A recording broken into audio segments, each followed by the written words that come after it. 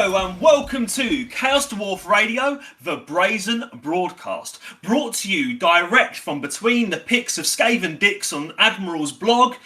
We have myself, Oxymandias, we have Chitzkoi. Alright. We have Michael. Hey guys, what's up? We have Reaver. Hey, how's it going? And we have a very special guest with us today. We have Loremaster of Sotek. Hello! So today, ladies and gentlemen, what we are going to be doing is we're going to be having a couple of different discussions. We're going to be talking a little bit about the upcoming Total War video game, and we're going to be talking about the upcoming Old World tabletop game. And we're very fortunate to have Sotek with us to get some of his views and his ideas and his opinions on what we can expect to see in some of these upcoming products.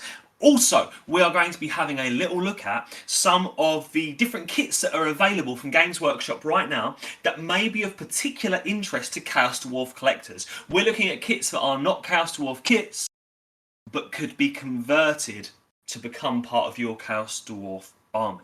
But as always, we should probably kick off by just having a little chat about how we all are and what we've been up to. And I will start. I have been absolutely drowning in a sea of green, my friends, because those Hobgrots from Age of Sigmar are pretty damn cheap on eBay, aren't they? They're so cheap on eBay that I might have bought over 100 since they came out, and I'm slowly but surely wading through them. Not only do you get 100 Hobgrots for that.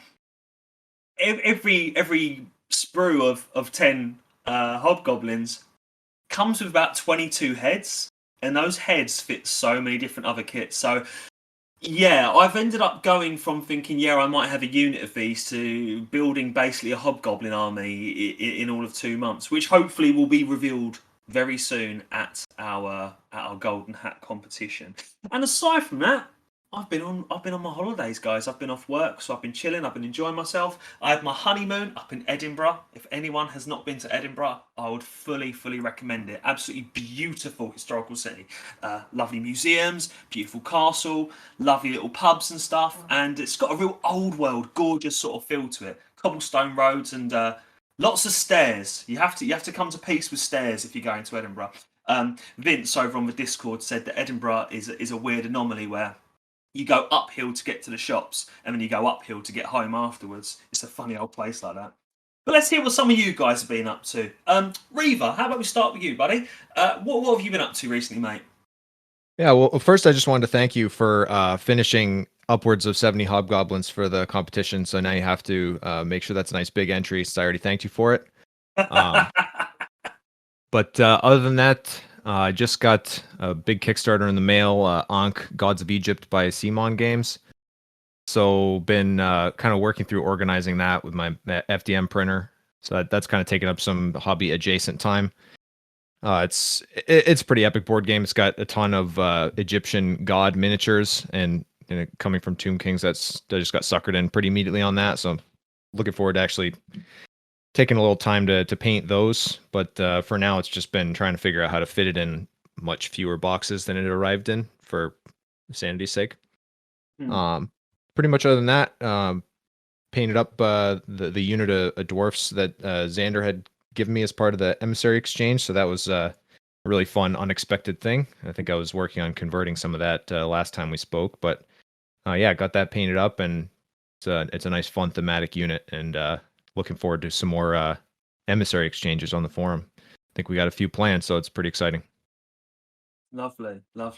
And those miniatures that Xander very kindly sent you there, Reaver, they are like a bit of Chaos Dwarf forum history, aren't they? These are like Battle for Skull Pass era, aren't they? I believe so. Yeah, it's a staple that I didn't have in my army, so it definitely adds quite a bit. He's taken them and converted them and used Hellcannon crew to kind of give it a more helmed head and masked feel to it, so that they're pretty grim looking, and I think they fit well. But yeah. It was fun to try and get the rest of them to look sort of like his paint scheme, although I don't think I quite nailed it. But I think in a unit of 24, it kind of blends in. Yeah, no, they definitely look like they're gonna fit in beautifully. Yeah, and a really really cool unit. Yeah, very nice. All right, lovely. Michael, what have you been up to recently, mate? I've been doing quite a lot actually. I'm still painting my Skaven army, which is going pretty quickly but slower than I'd hoped. But that's mostly because I've been distracted by other things, among others, Kill Teams with the new announcement of the new game. So since last time I've printed a new Kill Team again. This time it's Battle Sisters. So yeah, no idea if I will play them, but I love them. I've also played with my Dead Guard and my Thousand Sun skill team. Actually, I played against my own team because a buddy of mine wanted to play my Dead Guard. And I got pretty hardly humiliated. Like I surrendered somewhere in my second turn because I had only 2 models left. So yeah, not a good success. I've been helping you writing for the new, the second edition of the zine, so that's been fun. Preparing a campaign for Kill Team for my buddies. So yeah, lots going on actually. Oh, and I've been adding to the artisan contest model, which is pretty much done, I'd say. So somewhere in the next, I believe, 2 weeks, there will be a frustratingly long photograph session, getting those pictures just right. Yeah, that's about it actually. Nice one, lovely stuff. And Chitzkoi, what have you been up to, mate? So for me, in between flats, the hobby is still buying, selling, and writing. On those fronts, buy-wise, I've been putting the finishing touches to my Stormtroopers collection. So I now have a full set of the old second edition beret-wearing Stormtroopers, the very, very first sculpts, which is pretty cool. I have also been kicking myself for paying retail price for Dominion. I didn't pay full retail price, but it's still sitting in a postal warehouse. But I've been helping some friends to chunk that up with me and to take the pieces out of it that they want to for a nominal fee. And then, of course, I've been out there on the forum uniting people with the metal Chaos Dwarf miniatures of their dreams. So I helped a friend from the Chaos Dwarfs Online Facebook group find a Juggernaut that was going for sale. I managed to find a set of Bull Centaurs for someone on the Discord. And of course, I helped someone not a million miles from here in his quest for a classic 80s swivel gun, which was nice. And I'm looking forward to you receiving that in the post, Oxy, when you do. And then from a writing perspective, I know that I haven't posted any Among the Wicked Dawi for a little while, but I have been deep in the final sequences of the storyline that everyone knows is secretly the storyline. Which, if you've been reading it, you know what I mean. I've been writing the very final scenes that are going to take us up to a crescendo of that. It's going to take me a little while longer, another couple of months before I'm ready to start posting again, but looking forward to doing that when I can. Lovely stuff. Yeah, and I'm very much looking forward to receiving that swivel gun. Cheers, thank you very much. Right, lovely. And of course, Sotek, guest on today's podcast. A lot of you will already know Sotek from his work on YouTube. Absolutely massive channel. We're very, very grateful to have you here, mate. Do you want to let people know what it is you've been working on recently, or what you've been up to recently? Sure. So hobby-wise, I have been slowly but surely trying to make my way through painting my Nighthaunt army for Age of Sigmar. I've been getting back rather heavily into competitive play. The Texas Master Circuit just started back up again. And so playing an army that's considered not competitive, I have been working very hard to make it as competitive as I can. And it's worked out very well for me so far. During the July tournament, I managed to take first without any losses. And then in the tournament last week for this month, I went 2-1, which I'm really happy with overall, and placed. I think I placed fourth in the overall. But so I've been working on painting my Nighthaunts because I am a very, very slow painter. I much prefer to pay other people to do it for me, but I'm being stubborn with my Nighthaunts and doing it myself, so I can say I've at least painted an army once in my life. But outside of that, been busy working on numerous projects. Things with Total War are very busy right now. We are almost to September, and it has already been confirmed by Creative Assembly during this month that September is going to be all about Cathay.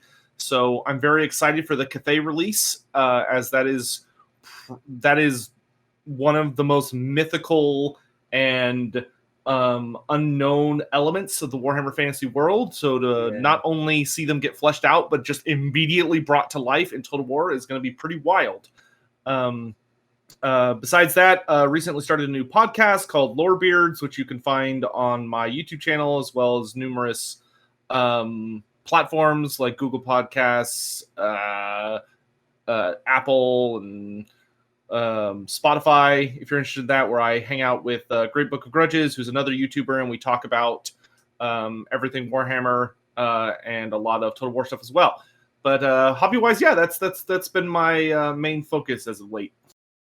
Nice one, lovely. Right, so I think you've kind of started us off a little bit there, Sotek, already, because one of the things that we were going to be talking about today, one of our main topics, was going to be the Warhammer Total War series. Now, I'm not massively qualified to lead off on this one, to discuss this one, because I'm much more of an analog gamer than a digital gamer. I'm still not convinced video games are really going to take off. I think it's a flash in the pan thing myself. But some of us amongst us are very into the Total War series, namely Reaver, who's been playing them since... Well, you've been playing these games since the Warhammer Total War games started coming out, haven't you? Yeah, absolutely. There's I had a friend who had played Total War from all the way through all their historical titles, and I kind of had been getting him into the hobby, and it was a circumstance where we kind of traded hobbies a bit, and he got me into doing co-op campaigns of Warhammer 1, and I convinced him that he needed Chaos Dwarfs, lots of Chaos Dwarfs, and we traded that off, and monetarily I came out much better than he did, but that was pretty much how that started. Yeah, buying one video game, even with the DLC add-ons, compared to a single order from Forge World. Yeah, I can imagine which one was more expensive. Yep. So, Reaver, maybe you want to kick us off a little bit here about kind of what we are expecting to see in this new iteration of the Total War franchise. What we know we're going to see, what we think we're going to see, what we'd like to see, maybe with a little bit of focus on Chaos Dwarfs. And then obviously, Sotek, we know that you're very, very involved in this game's community, so we'd love to hear some of your opinions as well. So maybe, Reaver, if you kick us off, pal. Absolutely, yeah. So I think one of the biggest things for me when I was, getting my friend into the hobby and everything, and actually was kind of bringing lots of folks into like some interest in painting, was we'd put on YouTube videos of various folks, and I would be willing to commit that we watched some of Loremaster's videos at any given time, since they come up quite often in the search results. So we used to put those on and paint some miniatures in our spare time, and I was kind of teaching people to paint, helping my buddy collect his army and all that. So it's a really cool synergy, and I think we've already seen bits of swell happening, on our forum and our Discord, where people are the interest is starting to stew around, and we'll talk about the old world later, and that'll be in parallel. But there's definitely I think an even bigger community that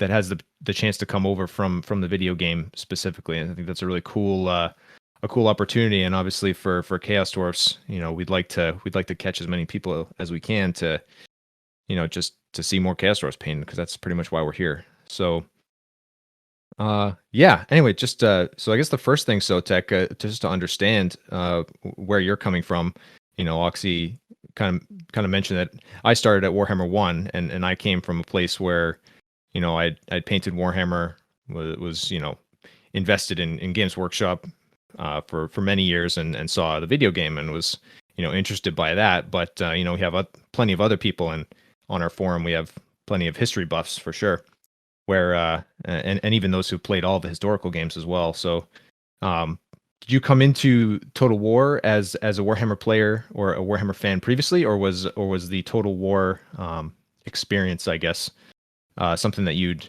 been invested in through their historical titles?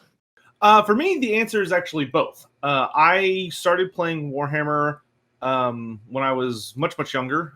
Back in 2001 is when I started with Lizardman and kind of played through up until the world blew up. And I was very big into competitive Warhammer, especially.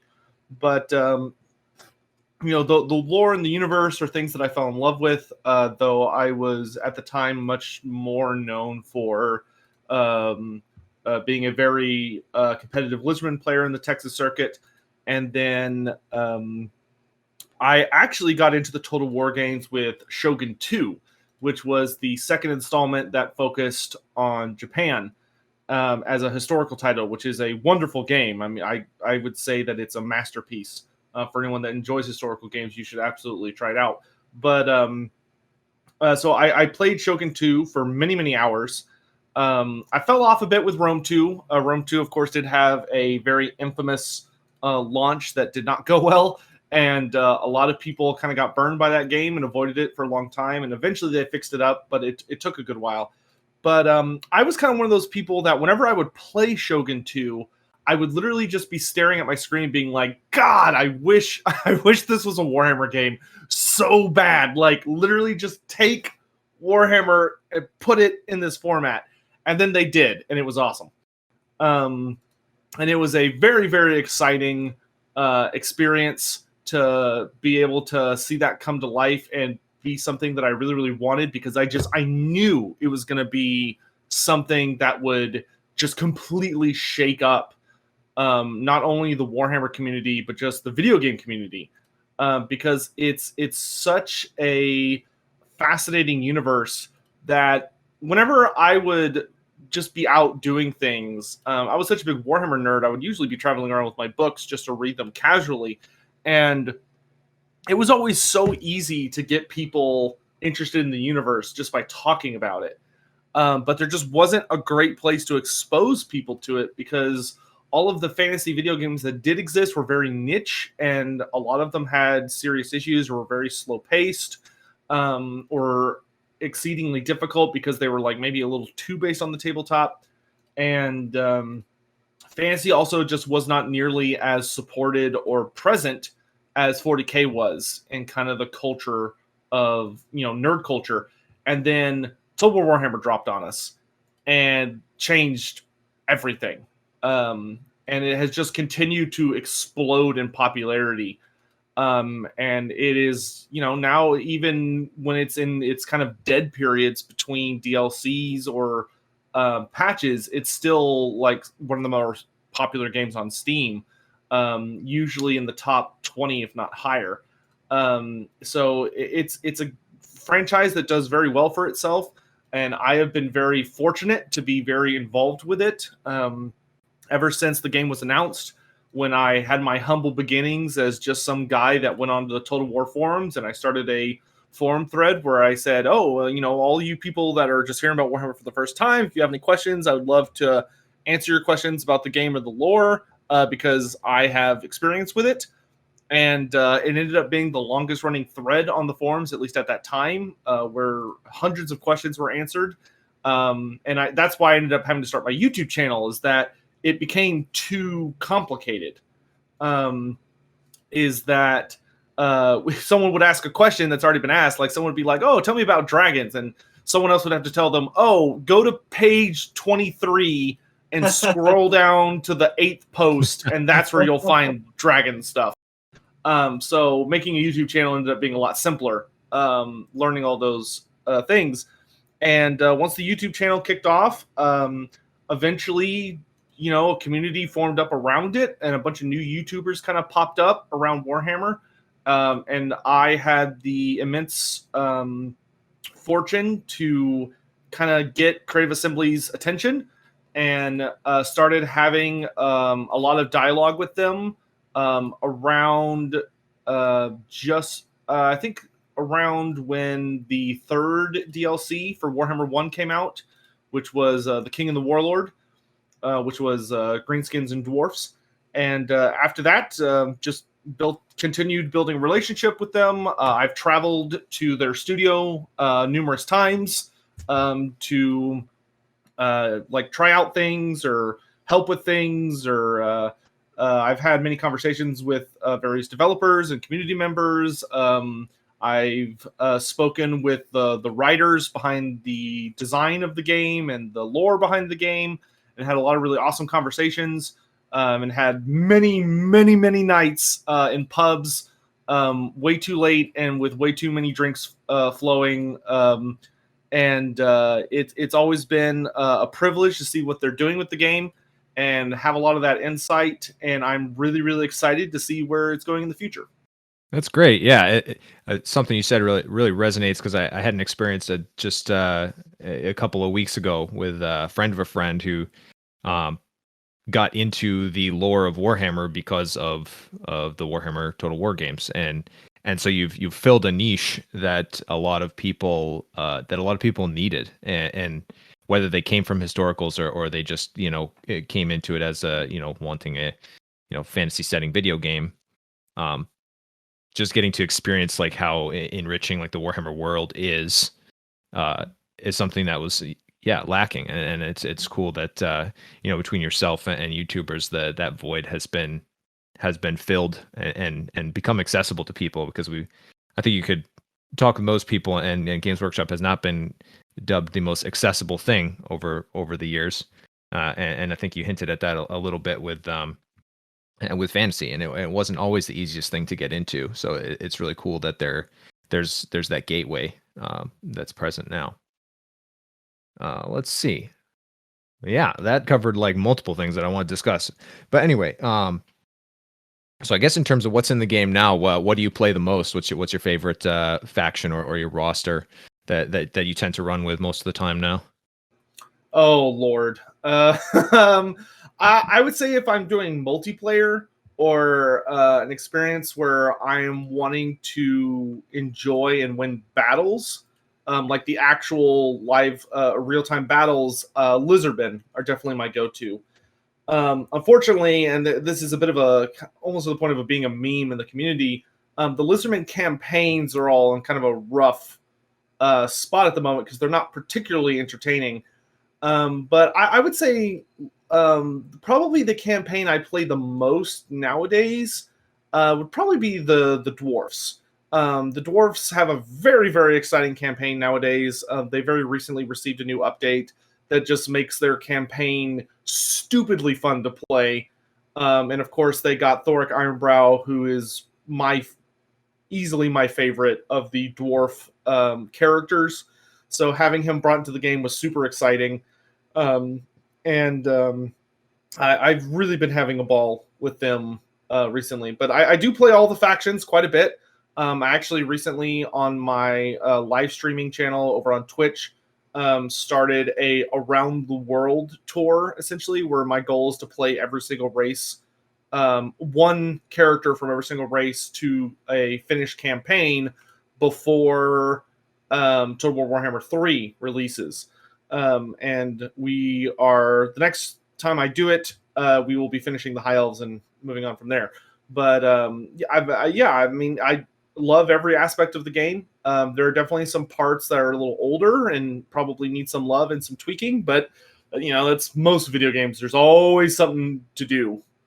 Yeah, nice. That I haven't played the new dwarf campaign since they released that free LC there, but that's been something that's been on my hit list lately, because I had kind of found, I had enjoyed the dwarfs in Total War 1, and the dwarf campaign was kind of how I convinced my buddy to collect Chaos Dwarfs for his fantasy army. So he really enjoyed those campaigns. We played a lot of co-op, but I kind of started to find the dwarfs to be a tiny bit one-dimensional in 2, and it was really good to see that they kind of enriched them a bit with an update, even though I haven't played it. But I did have a good conversation with the friend that I was just talking about, and he was super into all those new mechanics, and he's definitely by nature and interested in what the Chaos Dwarfs will bring in the future game. And I think I guess that segues pretty well into obviously this community being Chaos Dwarf focus, that's our main point of excitement is when and how the Chaos Dwarfs will be implemented in Total War Warhammer 3. So wanted to pick your brain a bit about there's rumors flying around everywhere. Do you see this as being something that that the pre-order DLC hasn't quite been announced yet? I know lots of us, I believe Chitz and I are on the same page here, that we'd love to see the Tomb Kings or the Vampire Coast treatment with the Chaos Dwarfs. But what are your thoughts on how they'll be brought into the game? So from what I know and from what I've kind of seen, we've had enough hints dropped by Creative Assembly, and if you know kind of how to read the land, so to speak, the Ogre Kingdoms are 1,000% the pre-order DLC. So the Ogre Kingdoms are going to be the first guys coming out the door with the main release of the game, not after it. However, based on the way that Creative Assembly tends to handle their development cycle, I would say it is very, very likely that the Chaos Dwarfs are probably going to either be the first or second DLC for Total War Warhammer 3. As the first, I believe they call them, I think they're race packs, or not campaign packs. I forget what the terminology they use is. But I do think they will be either identical or a evolution of the type of content DLC we saw for the Tomb Kings and Vampire Coast, where you're basically just going to have a big fat DLC that is pure Chaos Dwarf, and is going to just be the entire race dropped just all together in one big fat thing, which I think is ideal for the Chaos Dwarfs. I think anyone who's played Warhammer 2 would be a fool not to agree that the Tomb Kings and Vampire Coast were two of the strongest releases in the entire game, and that they came out as complete factions that had just tons of fascinating design. They felt very good. They felt very finished. They had everything. Nothing was like held back for a later release. Literally the only thing that we saw tossed in later was that there was a bone giant that was added for the Tomb Kings for free as part of a later a Skulls for the Skull Throne event, which is a summer event that Games Workshop used to do, that has now been replaced by the Skulls event, which is apparently so different they felt they needed to rebrand it, to the extent that they even sent me a t-shirt to be like, it's Skulls now. It's like, oh, okay, great. I think the Chaos Dwarf community should be immensely excited, because when the time comes for the Dawizar to finally march out, it is going to be as a complete, fully fleshed out race. So on that topic, right, I think Reaver and I have talked about this quite a bit. And we're on the same page that we think it'll be a one and done release. But that is really interesting, Sotek, because and listeners will be able to watch the full version where Oxy and I spent a couple of hours talking to Sotek about this over on his channel.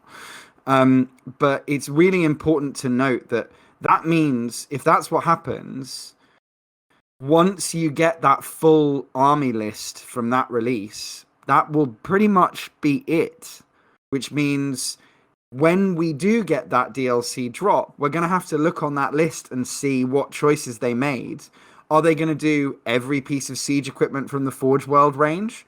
I think that's more likely than the idea that we would see very much of the stuff from the 80s range, right? So I guess, do you think that one and done thing will have big implications for which Chaos Dwarfs show up on the day?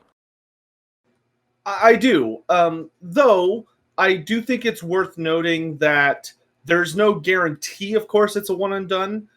Creative Assembly has always been kind of shifting and adapting. And if there's one thing they almost have to a fault, it's that they almost kind of have a design philosophy of trying not to repeat the same thing, the exact same, too often. which frankly I wish they would to make them a little bit easier to figure out what's going on sometimes. But with the Chaos Dwarves, I think what you're going to see ideally is going to be a full race release, and then there might be like something further down the line where you see like a legendary hero system, and then maybe they get like one extra character as a legendary hero thrown in, or if for whatever reason they miss something as part of the range. Generally what will happen when something does not make it into an army, and we've seen this numerous times publicly, is that usually they work on everything. Like everything that could possibly be in the army that they could even remotely justify and get Games Workshop's approval, they will start making. And then if something doesn't make it and ends up on the cutting room floor, it'll still be partially done most of the time.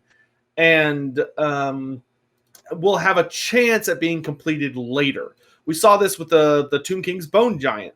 The Tomb King's Bone Giant had already been mostly designed in that it had fully fleshed out concept art. An artist had already figured out how to like render everything. They just didn't have time to put it in the DLC. And they ended up releasing that about, I want to say 6 to 9 months after the Tomb Kings came out. They were were like, hey, look, here's another monster. So there's definitely a chance that you might see something like that happen where the Chaos Dwarfs come out. And I would not say to get too comfortable with the idea that like, the Chaos Dwarfs will drop in like that's the end. It's very likely that another character or monster or war machine or something like that could pop up, but you're not going to see something immense. Like I don't think you're going to see like another batch of units added. It'll probably just be some kind of like single entity creature or character. Nice. Well, in that same vein, we have our Hobgoblin auxiliaries, and curious to hear your thoughts on handling of that. And I mean, there certainly could be the potential, and maybe there's some hints in the old world as well, but there could be some hints at the Khanate proper coming in to the setting, and especially, and maybe once we start seeing more about Cathay, we might have a bit more hints at their main adversaries or whatnot. But interesting to hear what you thought on handling of hobgoblins. I know we've been discussing hobgoblins relatively ad nauseum on this podcast, but it'll certainly be an interesting thing to see how and whether it's concurrent with the Chaos Dwarfs or as some kind of separate release. Yeah, so hobgoblins are probably one of the most interesting races to be following right now. As Warhammer the Old World put out a post not too long ago speaking about them that seemed to heavily insinuate that the hobgoblins are not just going to be at least for the Old World, a bonus to the Chaos Dwarfs, kind of the Chaos Dwarf cannon fodder, but may very well see their own full release as the Hobgoblin Khanate, which is something that has always existed in fantasy but was never explored. Where hobgoblins have always been kind of forced to be part of another roster instead of having their own full range. When it comes to Total War, I will say that is a very difficult thing to predict. I'm certainly not all-knowing and make mistakes, and of course, design decisions change within Creative Assembly. So even if you do know what's going on, when it finally releases, it may be something totally different than what you thought was going to happen. But I will say that I personally do not think that the Hobgoblin Khanate is going to be released as a separate race. As in like having a full $15+ DLC that has tons of units and 4 legendary lords and unique designs and all this other crazy stuff. However, I do think you are going to see them represented, which is something that Creative Assembly does very cleverly in many places in the game, where I think what you will very likely see is for the Hobgoblins to essentially get the treatment that the Savage Orcs got, though probably a little bit better because the Savage Orcs are still not 100%, though they're getting there. which is that I think what's going to happen is the Chaos Dwarfs are going to release, and they're going to have the full Hobgoblin range as part of it, which you may very well see more Hobgoblins than you did in Tarmacon, and maybe even more variants of Hobgoblin than we saw in the original 80s release. But as part of that, I think what they will do is kind of compromise in two different ways. And the first one will be that I believe that they're going to program the AI, which they've done this before, so we know it's a trick they have up their sleeve. They will program the AI to create the Hobgoblin Khanate. So if you are playing as Cathay, one of your starting enemies will likely be the Hobgoblin Khanate, and what it will functionally be is a minor faction that only uses Hobgoblin units. So it does not have the ability to even recruit Chaos Dwarf units. It simply has Hobgoblin characters and uses nothing but Hobgoblin units, and will have a very, very limited roster. And it's essentially like a race that is annoying, and maybe will spawn from time to time. Because that's how Savage Orcs work now, for anyone not familiar with Total War Warhammer, is that no matter what race you're playing, you'll get an event called those Savages. And the event spawns a horde army somewhere in the world near the player. And basically the army is a pure Savage Orc army. So it's all Savage Orc units, and that's it. And it cannot recruit anything else. So it's just Savage Orc Biggins, Savage Orc Boar Boys, Savage Orc Error Boys, and Savage Orc Boar Biggins. And that's it. It's the full army. That was what they did with the Marauder factions before Norsca was released as well, right? Archaon was the only one that got the full Warriors of Chaos roster. And then in Norsca, before the Norsca faction was released, they were restricted to the lowest tier of Chaos Warrior infantry. Yes, and I think that's how the Hobgoblin Khanate will be represented, at least at first. It always comes down to a situation of popularity, which a lot of people don't think that it does, but it genuinely does, in that if the community consistently pushes for something, it's not unusual to see that thing added to the game. So, like, if they release this Hobgoblin Khanate as kind of a minor faction, and people, for whatever reason, like, really fall in love with the Hobgoblins, and really want to see them kind of given like a more Norsca-sized treatment, I think that could actually be done. So what you're officially saying to our fandom, Loremaster, is shitpost for Hashut. That's what I'm hearing. You may not be using those words, but what I'm hearing is spam Creative Assembly chat and write letters to the HQ and show up at people's houses just with big Hobgoblin banners, right? All of those except the last one. Nobody wants you at their house. I don't care who you are.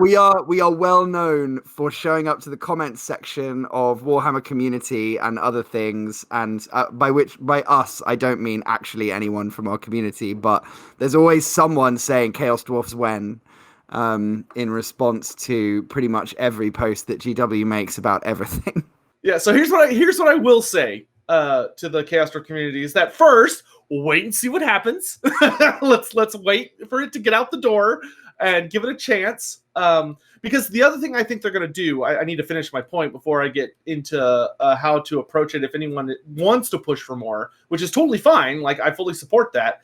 But the other thing I think they're going to do to kind of try and meet people halfway is that I think when they do release the Chaos Dwarfs with at minimum 4 legendary lords, one of them is going to be a Hobgoblin character. So you'll have 3 Chaos Dwarf characters and then a Hobgoblin. And the Hobgoblin will more than likely be Borgrut Backstabber, if I remember his name right. Or they'll make up their own character. That's also totally possible. Chaos Dwarfs are very, very old, so the likelihood of seeing unique characters is very, very high. Compared to other races, though they do have 5 characters to work with, which I've talked about extensively on my channel, being Zatan the Black, Astrogoth Iron Hand, Borgrut Backstabber, the Draswath the Ashen, and Shartor the Executioner. That's a pretty good mix. But if they do bring out a Hobgoblin special character, which I think they should, as one of the legendary lords, he would kind of be your pseudo Hobgoblin Khanate, where he would operate, I think, very similar to how like Skarsnik does or Wurzag does, where you have this character who interacts with a sub-faction within the race, and he just gives them so many bonuses and makes them so hilariously ridiculous that it just allows you to go crazy with Hobgoblins. And you have Chaos Dwarfs kind of acting as your supplement as opposed to the other way around. If you want my picks, I reckon, because if we take a step back and think they're going to want warrior, wizard, monster, and then something weird, right? If there's going to be 4 of them, then for warrior, I think it's going to be Drazhoath. For wizard, I think it's going to be Astrogoth. For monster, I think it'll be Shartor, who will kind of be the Dragon Ogre style big horrible monster lord. And then I think a Hobgoblin makes sense, because realistically then if you look at the roster, you've got maybe an artillery guy in there would be the 5th archetype that they could go for, but you could just make one of the 2 central Chaos Dwarfs buff to artillery if you wanted to. Astrogoth could be, that guy. Yeah, and that's kind of thing, is that especially with Chaos Dwarfs, the Chaos Dwarf Sorcerer Lords have so many overlapping roles. In that they are the engineers, they are the wizards, they are the monster riders, they are the faction leaders. So that kind of gives you a little more wiggle room with some of those other character roles, as opposed to some armies which have to maybe rely on a more narrow list to fill in every different theme. But as far as if you're someone that hears that and you go, oh, that sucks, I really want the full Khanate.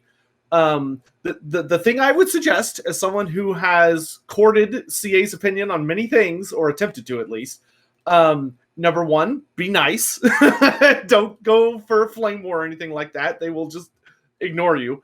And 2, post on the forums, post on the subreddit, post in their Discord. Don't be, don't do multiple times a day, but maybe multiple times a week is good.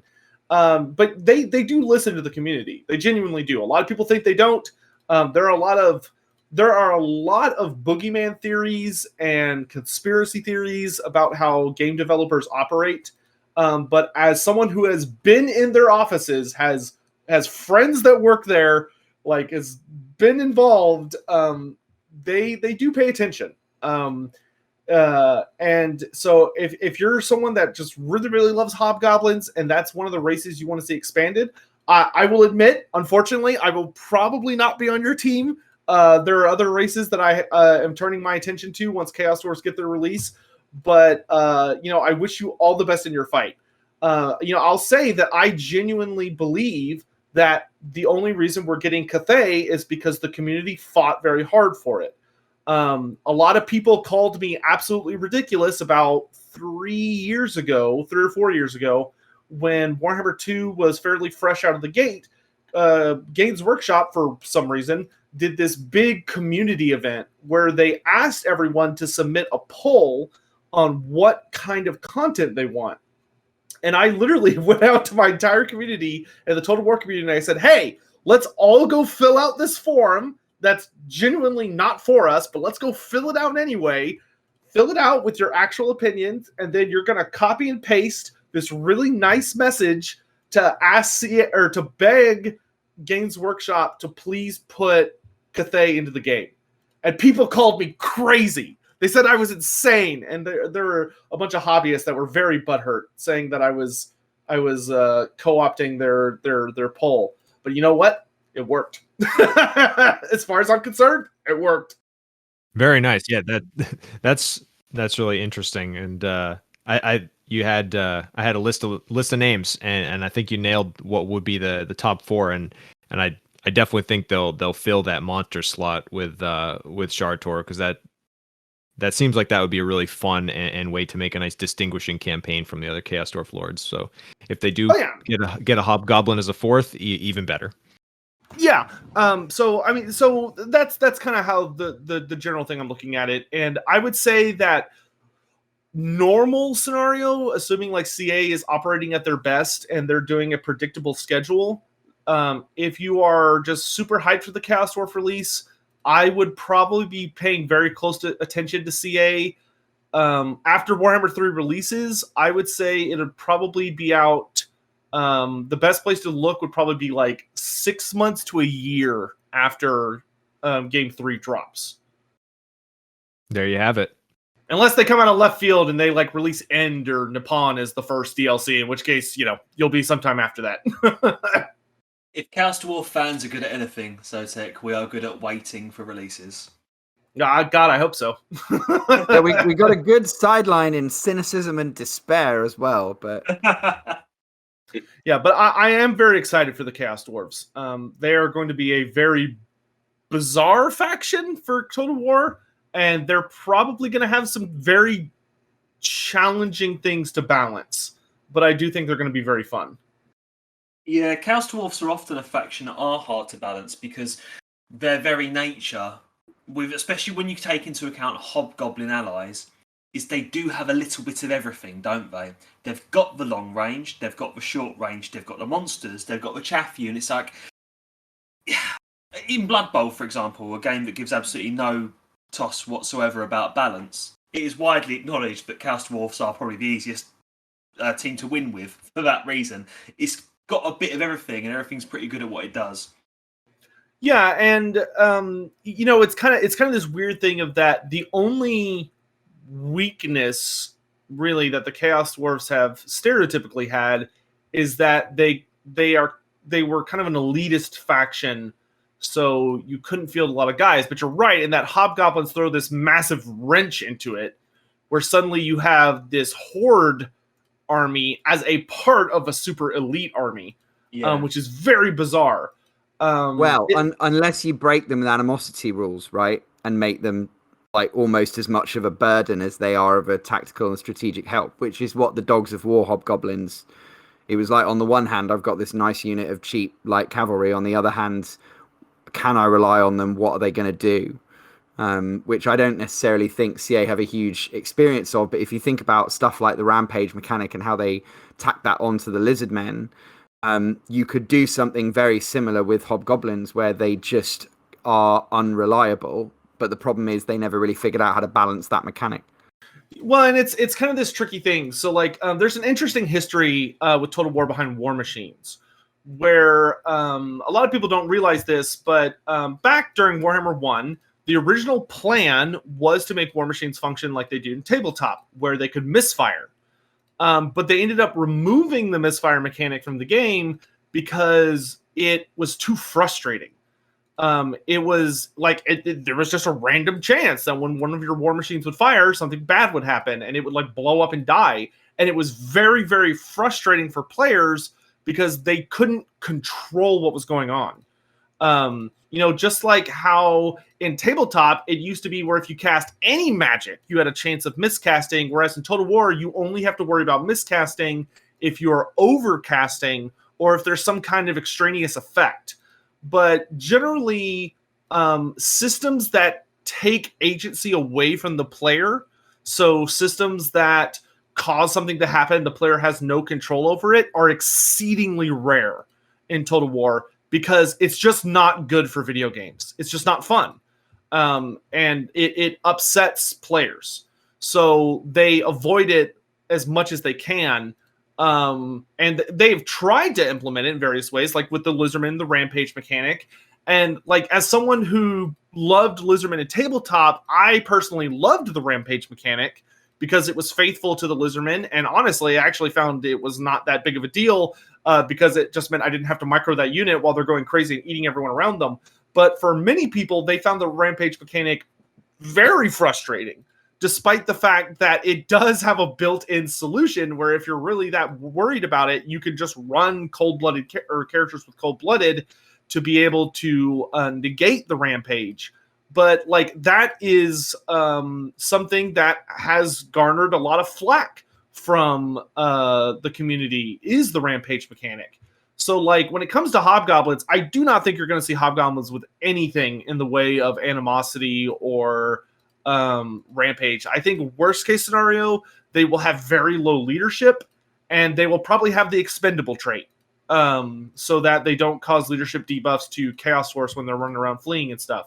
But because they're not going to have those downsides, it is going to be tricky to balance them as far as like how much, how cheap do we make this unit that would normally maybe be super cheap? Maybe they're a little bit more expensive. or maybe they just give them truly abominable stat lines or something. But the Chaos Dwarfs are going to be occupying a very unique position in that dwarfs are considered a very, very powerful army. The only downside they have is that they do not have cavalry and they do not have expendable frontline troops. And the Chaos Dwarfs look at that and just laugh evilly, like they always do, because they've got freaking bull centaurs and hobgoblins and hobgoblin wolf riders. So it is going to be incredibly interesting to see how they attempt to balance them. But the Chaos Dwarfs are not alone in that camp. Y'all are bedfellows with the Ogre Kingdoms, who in many ways have a very bizarre tabletop history, just like the Chaos Dwarfs do. And they have a very bizarre Total War scenario, just like the Chaos Dwarfs do. And then how do you balance an army where virtually everything is large? When anti-large is a mechanic that exists. That was not a thing in tabletop. And it's going to be interesting to see how they handle that. I mean, the Ogres we have in Total War Warhammer 2 are performing very, very well so far. Some might even say they're overperforming. But they're also locked to campaign only and can join any army because they're mercenaries. So, y'all are not alone in being an army in Game 3 that who knows how the balance is going to work. Excellent. Well, I think the only other thing, and you just touched on it, one of the major differences there between dwarves and chaos dwarfs is the magic, and sort of like, and this is another thing that draws a parallel with Vampire Coast. They created a whole new lore of magic for that faction, the Lore of Deeps, and presumably we'll have CA picking up the Lore of Hashut, and I was wondering if you would care to forecast what we might see there. I think that there could be a fair amount of direct damage built in there, potentially some kind of ash vortex spells, but in terms of like where do you see that falling in the kind of, I guess, the power rankings of some of the lores, or what kind of parallels can you draw with other schools of magic? Sure. Well, I will say, as someone that was a very hardcore competitive player in 8th edition, the Lore of Hashut still gives me nightmares sometimes because it was so grossly overpowered by Forge World's design. I do think you're 1,000 billion%. I would bet one of my limbs on it that you're going to see the Lore of Hashut. As for how it will be interpreted, I do believe there was a old version. And the thing about CA that I love about them is they don't just use the most modern design. They look at the race as a whole. They look at the race and its entire history and pull from various elements to create something unique. Where we have these wonderful situations where, the Vampire Coast went from being just a white dwarf supplement that was kind of cool to being a fully fleshed out faction after it was fused with the Monstrous Arcanum and Dreadfleet to make a really fleshed out full faction. And I think for the Chaos Dwarfs, the Lore of Hashut may, in many aspects of the army, may see something similar, where you're probably going to see various elements kind of very carefully fused together from across the history of the Chaos Dwarfs. For anyone out there, do not expect them to just be like Legion of Asgore period in story. It's going to be significantly more than that, and also probably different than that. They're probably not going to directly use that design, but rather take a lot of inspiration from it. I think some of the models you'll see direct one-to-ones, but others I would expect subtle differences. Or large differences. But when it comes to the Lore of Hashut in particular, if they take a balanced approach with it, I think it will be a lore that revolves very heavily around damage dealing and debuffs, because I think that invokes kind of the ideology of Hashut and what you would expect from a Chaos Dwarf design. So what I would expect to see is you're probably going to have 1 or 2 solid magic missiles, long-range spells where you just point and click on someone, it flies across the field and blows up. You're going to see at least 1 big vortex spell, whether it's Ash Storm or one of the more other spells that they had, where you're probably just going to see like some big cool effect that's probably going to take too long to cast, and people in multiplayer will just dodge it, but in single player it'll be super fun. And then I would probably expect like a template-based spell, kind of where you like click on the ground and there's some kind of effect and there's an explosion. But the big thing I think you're going to see are debuffs. Personally, the biggest one I'm like calling my shot is I'm expecting there to be at least one debuff that significantly affects enemy leadership, very similar to Doom and Darkness from the Lord of Death. And the one that I'm the most anticipant of, I guess, if that's a word, is either Ash Storm or another spell that functioned like Ash Storm on tabletop, where you have the ability to make an enemy unit flammable. So either as maybe you could overcast it as an AoE, or the overcast will make it last longer or have longer range. But a spell where you click on a unit or an area, and all the units in that area gain the flammable keyword, which means they take significant bonus damage from fire attacks. For me, that is a must-have spell, because that is just one of the most terrifying spells that the Chaos Dwarfs can bring to the field, considering the sheer volume of fire that they have. And I really, really hope they go ham with it. And I also hope they give y'all a couple more beasties from the Monsters Arcanum, in addition to what you already have coming from like the older books and stuff. I think seeing the Juggernaut, I think it depends on whether they get told that the Juggernaut is like, oh, the demon, the Iron Demon is now the Juggernaut, and is its modern interpretation, or maybe they'll say, oh no, the Colossus is the. I don't think it'll be called a Juggernaut anymore, because Khorne has the Juggernauts now, so I can see that causing some naming issues. So they'll probably call it by a different name. But I think you'll see a lot of those really iconic pieces returning. But I also hope y'all get some new monsters as well. Like, personally, a monster I think would suit the Chaos Dwarves very well, that I would love to see added to y'all's roster, is the Dreadworm from the Monsters Arcanum, the giant burrowing worm monster that eats people and can like vomit acid. So the thing I would say is that with all the monsters and magic and siege weapons and all this stuff, I genuinely believe that Chaos Dwarfs are probably the most anticipated army yet to be released for Total War Warhammer as a series. And there's good reason for that. I mean, they just bring a ton of toys to the trade. And from a historical perspective, very few games have kind of that Babylonian, Mesopotamian culture aesthetic. And the Chaos Dwarfs have it in such hilarious, flamboyant craziness that they're just something really, really special.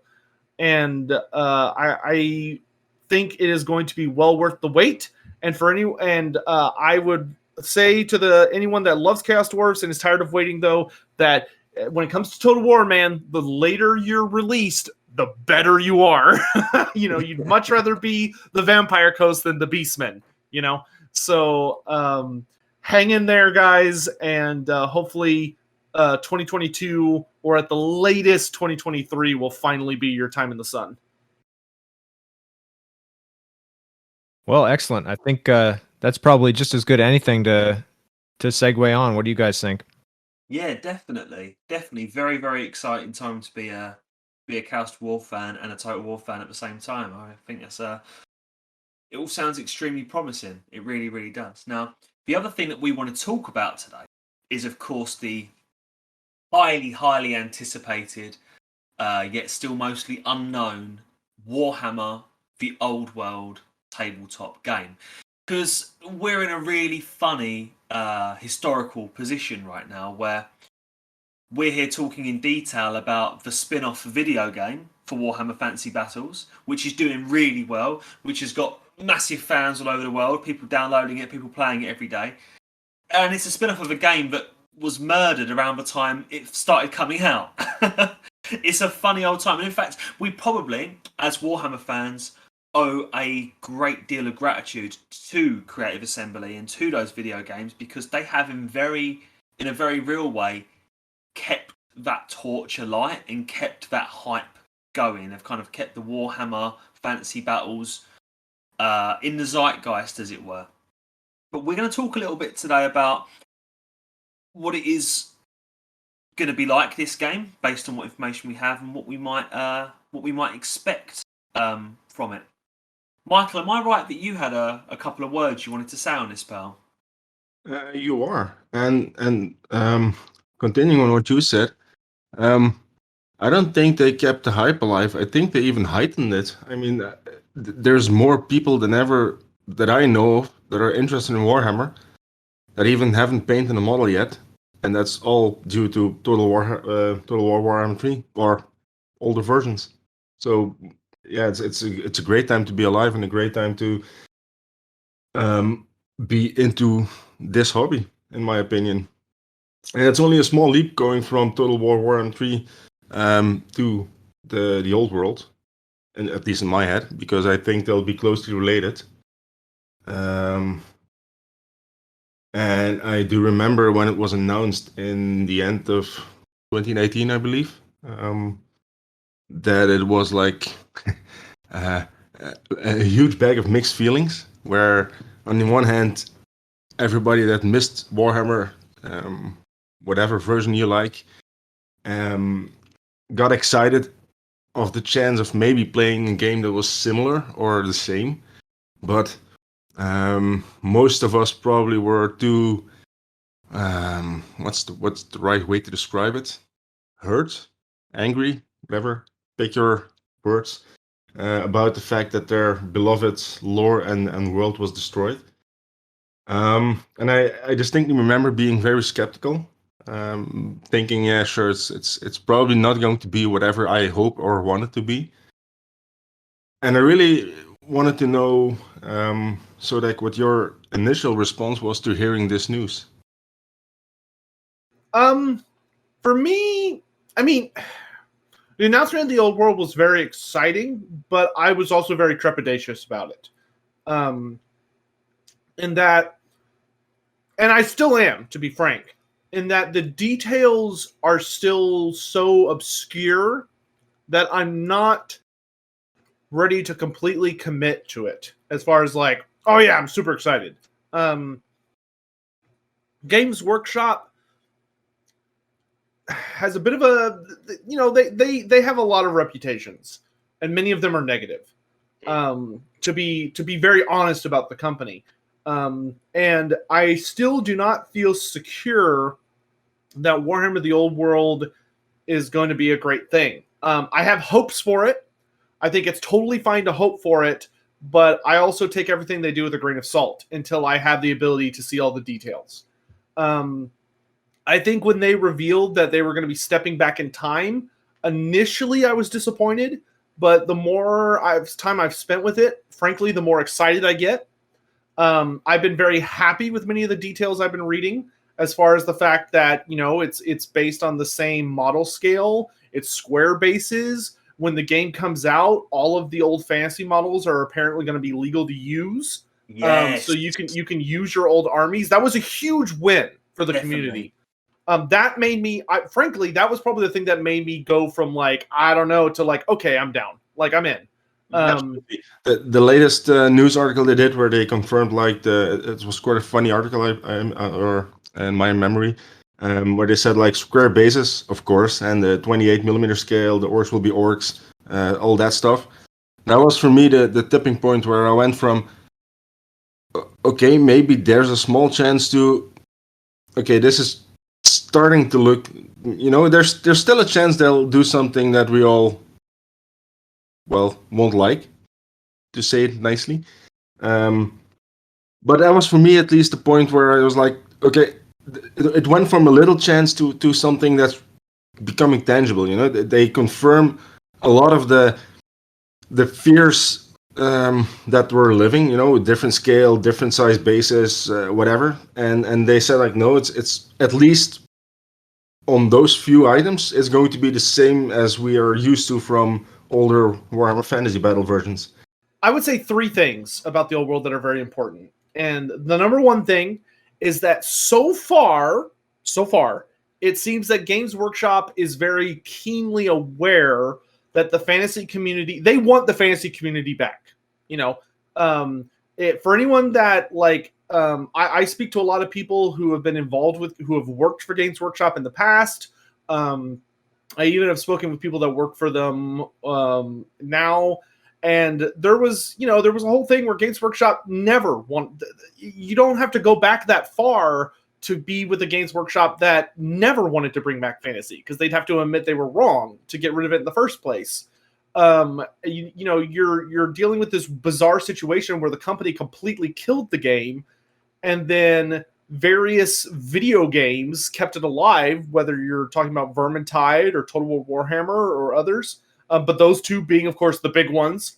And the community just kept growing and growing and growing. And then by the time Warhammer and Vermintide 2 came out, the Warhammer fantasy community is massive and almost bigger than it was when the damn game was actually alive.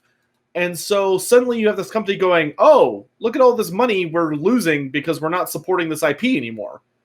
And so now they're trying to come back into it. But I think and hope that they are keenly aware of how badly burned the fantasy community was by the move to do the end times. And that it makes it difficult to trust them as a company. It's difficult to be like, do I want to commit to a game that they could just trivially decide isn't making enough money, or just, for whatever reason, decide to take it out back and shoot it. And I think that coming out and saying, no, it's the same size as it used to be, you can use all your old minis, was a genius move, because it's not them coming out and saying, you have to spend $1,000 to play this game. It's saying, you're going to buy a book, probably one giant book, maybe 2 or 3, and you'll be able to take out all your old minis off the shelf, dust them off, and start playing games again. And it's a masterstroke, frankly. And I hope they continue to go that direction. However, the other 2 things I would say is, number 1, do not expect this to be the Warhammer Fantasy you remember. It won't be. There will be similarities. It will be in the same universe, but there are already significant changes being made to the lore, being made to the geography, and likely being made to the gameplay itself. It will still be identifiable as Warhammer Fantasy, but if you go in expecting a 1-to-1 resurrection, you're going to be disappointed. So I would encourage you not to do that to yourself. Don't set yourself up for failure. Manage expectations. Is it not a thing, Sotek, that some people will be extremely upset if they just reprinted 8th or 6th? And some people will be really upset if they do something completely new. It's a hard set of expectations. Yeah, it's a no-win scenario. No matter what you brought back, people were going to be pissed. And I think they're making the right choice of striking a balance of, hey, let's go back in time 200 years so we can do something similar, but not the exact same, and nobody can bitch about it because they never explored the Great War Against Chaos. I mean, I gotta say, I am so excited for the Great War Against Chaos. I mean, it's literally the World War I of the Warhammer Fantasy universe, and it was never explored. Never. There are no books about it. You can't buy any books about the Great War. There are no video games about the Great War. Even Mark of Chaos, which was kind of about it, takes place after Asvar Kul's already died. So like the fact that we're probably going to we actually get to play through World War I of Warhammer Fantasy is so exciting. But the third thing I would say to everyone is that if you are a very, very old Hammer fan, I think you should be incredibly excited because they are bringing a lot of things back. They've already confirmed they're bringing things back that did not exist, even if you go back to 5th edition. And if you are from newer Warhammer, you're going to get to see a lot of things that you're going to go, what the hell is that? And someone's going to go, oh, that was Warhammer when I was little. And you're going to go, what? And hopefully it'll be fun. Like, we know they're bringing back centaurs. We know they're bringing back half-orcs. We don't know how they're bringing them back, but they've already confirmed they are. So we have models returning from 3rd edition. Hobhounds mentioned. Yeah, hobhounds. Like, we have all these crazy things coming out, and it's going to be a whole new world. And the biggest thing I want to try and encourage people is it's fine to be excited. It's great to be excited. I encourage it. Just manage your expectations, because the thing I would hate the most is for any community to get super hyped about an ideal and then be very disappointed when what comes out isn't what they imagined in their heads. You know, I mean, I couldn't agree more, but for me, whatever game system they come out with, I don't think they'll do the same again as what they did when the first Age of Sigmar came out. You know, the weird rules that most No. players hated. So for me, the way I look at the old world is there's a real chance I get to take my old armies, or at least some of them, and play a new game system with it that will be hopefully similarly enough to what I know and love and like and still play, but new enough to not be the same, because I can still play Warhammer 8th edition. I don't need to have a new army for that. So for me, ideally, it would be, as you describe it, in between whatever we know and something completely new, in a setting that's somewhere that we know some bits of, but has enough potential to get new stuff. And most of all, and that's what I'm really hoping for, that there will be new models that I can use in my current armies, because I haven't really bought a lot of Games Workshop models in recent years for that exact reason. And that's something I'm looking forward to get new stuff added to my existing armies without having to go to, without degrading the work that's done to the Warhammer Armies project and stuff like that. But to have an officially supported game that will have ranges coming out from I don't know how many companies. Hopefully, that would be my ideal situation. Well, that definitely gives me like multiple thoughts, right? And maybe the first thought that I had actually from what we were talking about when you were saying there's going to be a lot of players who are going to be unhappy if they do this, there are going to be a lot of players if they're going to be unhappy if they do that. You're going to understand GW does market segmentation, customer segmentation all the time, right? And part of the move away from Warhammer Fantasy Battle was bluntly that Warhammer Fantasy fans were low income, high effort and stress. They complained a lot. They were, part of that whole generation of wargamers that are often referred to as grognards. And I think it's important because the community, I want to do a high-handed religious metaphor here, but I'll keep it minimum because I know you guys don't vibe with me when I do this. But like everyone who's splintered off into the Ninth Age and all these other places, they're going to look at this product. They're going to read the PDFs of it that they find online, maybe spuriously.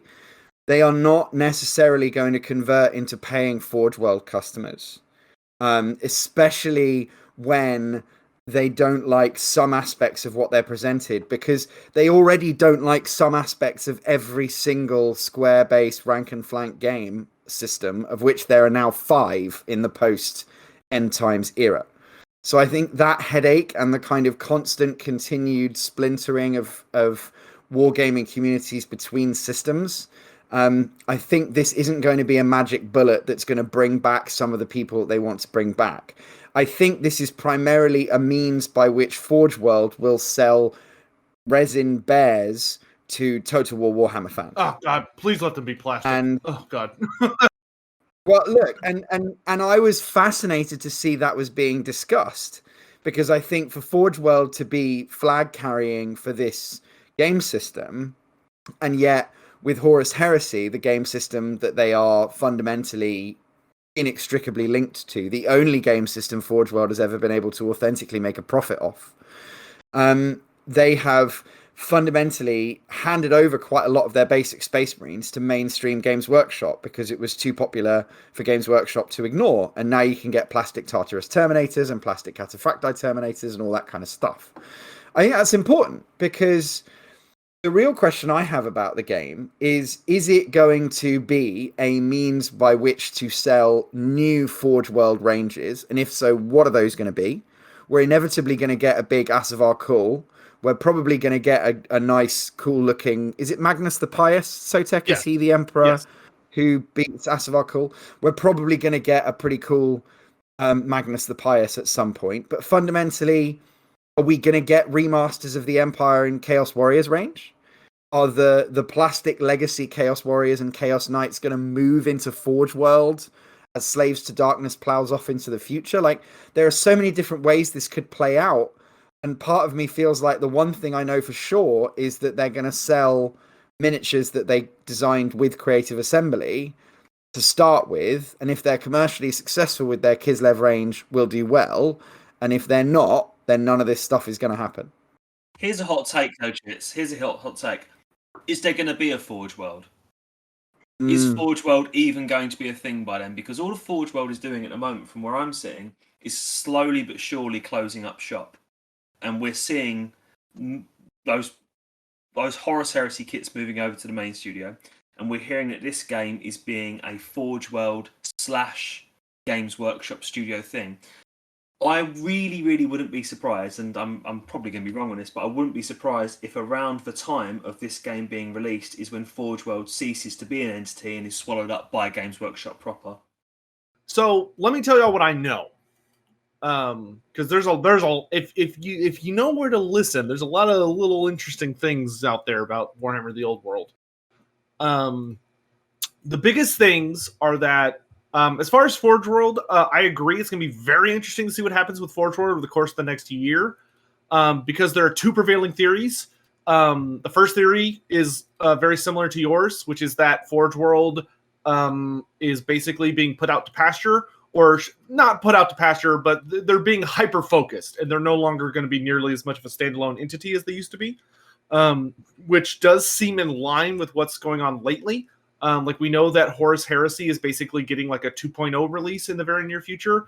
And despite the fact that it's like kind of Forge World, it's going to be, it sounds like mostly, if not entirely, plastic, which seems to heavily insinuate that Games Workshop is taking over. And without Horus Heresy, like, what is Forge World, right? So, and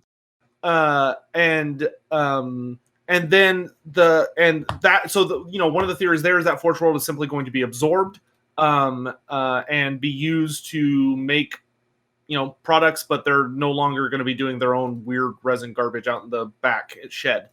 I can't believe that you're going to disrespect the mighty army of Dunland from Middle-earth strategy battle game with that brutal take, Sotek.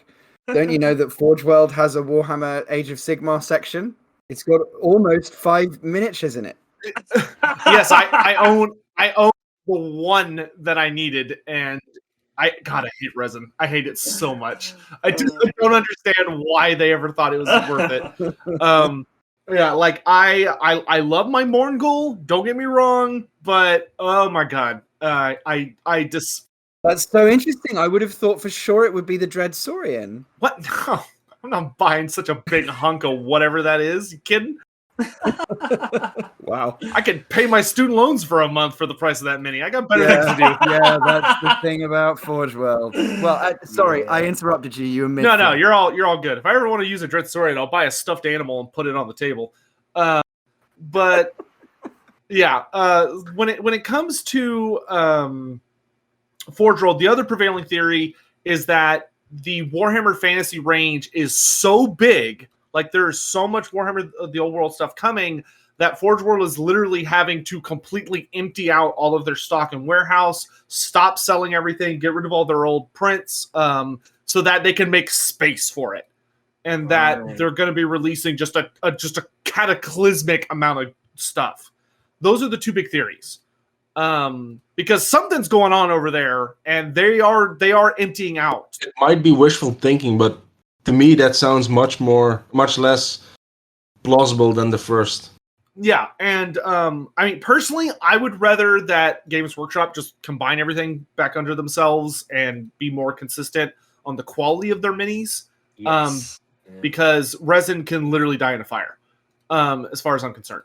At least the kind of resin that Forge World does. Resin and fine cast can just go die and be forever forgotten. But I'd rather work with metal minis than those. And that, if you know my history with metal minis, that is a damning statement. But here's the thing about the Old World. Number one, we will have significant details coming very soon. I've heard from a very reliable source that before the end of the year, we're supposed to see actual minis. Ooh, serious. Like, revealed, not buyable, but like showing them off. Yeah. And the big thing is that if watching how Games Workshop is handling the release of the Old World, I believe they are taking a tactical approach. I agree with Chitzkoi as far as, like, I don't think they're going to just be like, here's the universe, have fun. I think it's going to be a little more tactical than that. And what it seems likely they're going to do right at the outset is that they're going to probably release a large book that just gives you rules and points for like everything, right? So that if you have all your old fantasy minis, probably mostly just the minis from 8th edition, they're going to have rules. And so you can play them and have fun. But as far as new releases go, they're going to be starting, it seems, with just the old world. But that's why they've been slowly filling in that map. And the old world is larger than it used to be, as far as like where they define the borders. And second of all, the races that are involved in the old world are new or different. Where we see Kislev has a much larger empire to make way for them being a playable faction. We see that the High Elves have enclaves in Bretonnia and just off the shores of Bretonnia, which was not a thing back in the day. That's significant to allow High Elves to be playable. We have Greenskin tribes being specifically marked in on the map. We have Bretonnia being very clearly defined. The Empire being very clearly defined as 4 different groups. And I think what's going to happen is, honestly, they're going to come out. I think they're going to drop Kislev versus somebody. Probably Chaos, or it's probably going to be Chaos. But they're going to do like Kislev versus someone's going to be a big box. That's going to be the first, because they like doing that, right? Games Workshop's favorite hat trick right now is they drop a really fat box that's worth $200 to $300. It sells out in 2 milliseconds, and they then release the actual game 6 months after that. Unless it's called Dominion. Yes, unless it's Dominion. But hopefully they behave themselves with it, and we get more of a Dominion style release and less of a everything they've been doing in 40K style release. Those 40K boxes are absolute idiot. I hate those things. They're so obnoxiously like the Beastnaga box. But the thing, I think the races I would expect to see get full armies, like get like legit releases very, very quickly, are going to be Kislev, Bretonnia, the Empire, Chaos, though I don't know how Chaos is going to be designed, as far as I haven't heard any consistent rumors if it's going to be like hordes of Chaos back in like 6th edition, where you had like Beastmen, Demons, and Mortals all together, or if it's going to be like 8th edition where Beastmen, Warriors, and Demons were all separate. I hope it's one big army. We'll have to wait and see on that. But the Kislev and Bretonnia are probably going to be like the big chads, like the hardcore. They're going all in on these to give them really, really fancy ranges to really prod the community, see how much they're willing to go in on. Which I think, as long as the game is fun to play, it's probably going to be a riot as far as how successful it is. I have never seen more hype for fantasy than there is right now. I mean, you can even go into 40K communities, and the amount of Space Marine players who are sitting there all going like, for the lady, for the lady, for the lady in the background, just waiting for Bretonnia is nuts. There's a real question for you, right? And this is quite technical, but bear with me on this. So there's a number of legacy Warhammer Fantasy Battle kits that are still available as part of Cities of Sigmar and a couple of other ranges. Now, for people like Seraphon, that's done and dealt with and established. We know what that is. But the Empire is covered under this ludicrous free guild construct that has not been explored or meaningfully done anything with in AOS. And large parts of the range have been removed for not being extreme or interesting enough. But plastic handgunners, plastic state troops of all kind, great swords, all of that stuff is available, but it's available on the GW storefront. Do you think that they are going to have a position where Forge World is pushing the Empire, but then telling people to buy plastic kits from the GW web store, not the Forge World one? Or do you think they're going to somehow move those legacy kits across into Forge World's store and kind of cross-sell it there? What do you think's the future for these legacy kits? So what I think is that I genuinely 100% believe that Games Workshop intentionally is going to promote cross-play between AOS and Warhammer the Old World. Where I think they're going to say, hey, buy Demons of Chaos and you can play every freaking game under the sun. Buy Lizardmen and you can play Seraphon. Buy these Cities of Sigmar kits and you can play the Empire. I think they are intentionally going to play that angle as hard as they can. Now, well, if they're going to play it as hard as they can, then they'd be doing circular base frames that allow you to put your circle-based Age of Sigmar infantry into a square base format, which we understand that they're not currently planning to do. But I agree with you. And I think that actually has a big blowback for us as a fandom, because that's why a lot of us think that the Oathbreakers are not going to be like the Lumineth Realm Lords were. We think they're going to be pretty close to Hashutim that we would know and understand, with big hats and curly beards, on the basis that we expect, given Zornazkul and some of the Darklands stuff has been shown on the Kislev map, we think that crossplay using the Oathbreakers range is the most likely Chaos Dwarf miniatures situation for the old world, but that's just us guessing in the dark. And here's the thing that's also important to note, is that not all minis are going to be able to cross, and I think Games Workshop is keenly aware of that, in the sense that I don't think you're going to see them, let's take Chaos Dwarfs as our example here. I don't think you're going to see them holding back on a Chaos Dwarf AOS design so that it is viable in the old world. The only thing I would worry... let's take Slaanesh as a good example. The new Hedonites of Slaanesh range, if you go and you measure all the minis, were very carefully designed so they fit on square bases of the appropriate caliber. So, like, the Blissbarb Archers fit on your 20 millimeter bases. Your Mirmadesh fit on your 25s. Your Slongors fit on your 40s. Stuff like that. Where I don't... No one can say for sure how much they're planning that, or maybe... But they seem to be trying to keep things a consistent model scale. Because there was a while in Age of Sigmar where, I don't know if anyone here was played in first edition AOS, but there was a while where AOS was just getting bigger. Everything was bigger. Like, most basic troops that were released in AOS were designed for 40 millimeter bases because they were so freaking big. And then there was a point where they started pulling back and started making it where regular sized troops were going back to 20 millimeter and 25 millimeter square base size. But the thing is that Games Workshop at the end of the day is going to do whatever they can to try and encourage people to spend as much money as possible. And what I would not at all be surprised for them to do is to say, hey, you know, that's cool that you got those handgunners on those AOS bases.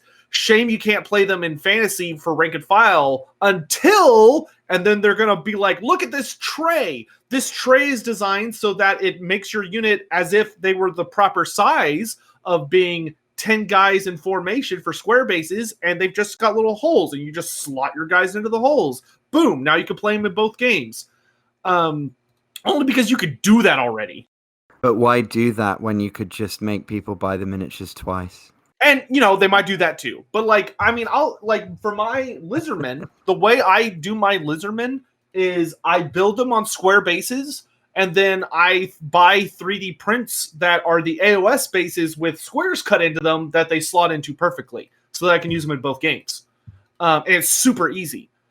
Games Workshop will likely not try to do that. You're right. They are probably going to want people to do both bases.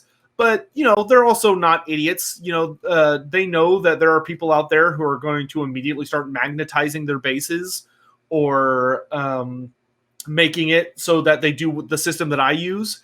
And, you know, Games Workshop, at the end of the day, is a company, and they're going to do everything in their damn power to take advantage of consumers. So, yes, be aware of that. There may be some skeevy shenanigans between AOS and Old Fantasy. But, you know, that's just business, unfortunately. And it's one of those things that we as a community will have to try and try and be create ways around. But I do think that unless they just have a colossal mishandling between now and release, which is 100% possible with them, Gates Workshop loves to come out of left field and do bizarre shit that pisses off everybody. Totally not like they haven't done something like that very recently. Cough, cough, hack. But the old world has a great bit of potential. I think the more they lean into allowing crossplay, not necessarily making it easy, just like if you played, it's going to be exactly like if you played Demons back when Fantasy was alive. If you played Demons of Chaos when Fantasy was alive, if you wanted to play him in 40k, you need circle bases. If you wanted to play him in Fantasy, you need square bases. And the Demon community just kind of dealt with it. It's probably going to be very similar for us in the Fantasy and AOS community, because there are going to be a ton of people that just play one game and don't give a shit. For them, what do they care? It's only going to matter for people that want to have the world and eat their cake too. But I do think overall it's going to be an exciting time. I really hope that Chaos Dwarfs I think y'all are going to be one of the lucky few that are going to be included in the old world very, very quickly, seeing as they already have y'all on the map, as Kislev seems to literally have drawn its borders between Uzkalak and Zarnagrun. So I'm not exactly sure how that works, but I'm sure we'll find out. So what you're saying is we're going to be in the old world launch box. Get hype. Oh man, wouldn't that be like such a twist? Fuck, Scoot. Hey, I wouldn't put it past them, to be honest. Games Workshop is intentionally trying to release things to coordinate with Total Warhammer 3. Who knows? They might come out and be like, hey, look, Kislev versus Chaos Dwarfs box. Buy the box, and there's a code inside that gives you 50% off on Warhammer 3 and also the Chaos Dwarf DLC. Like, that would sell. And Sotek, I hope they don't, mate, because that would be so mainstream, and I'm such a hipster. I'm gonna have to quit the podcast if they do that. Yeah, it never came up Sotek, but like this whole impending golden age of Chaos Dwarfs that we're supposed to be super excited for, like we are, but also we're super not, because it's like don't ruin our cute little community with like the same 50 people who comment on the Discord every day. But in reality, we should be so lucky as to have that problem. But yeah, don't worry, you'll cool.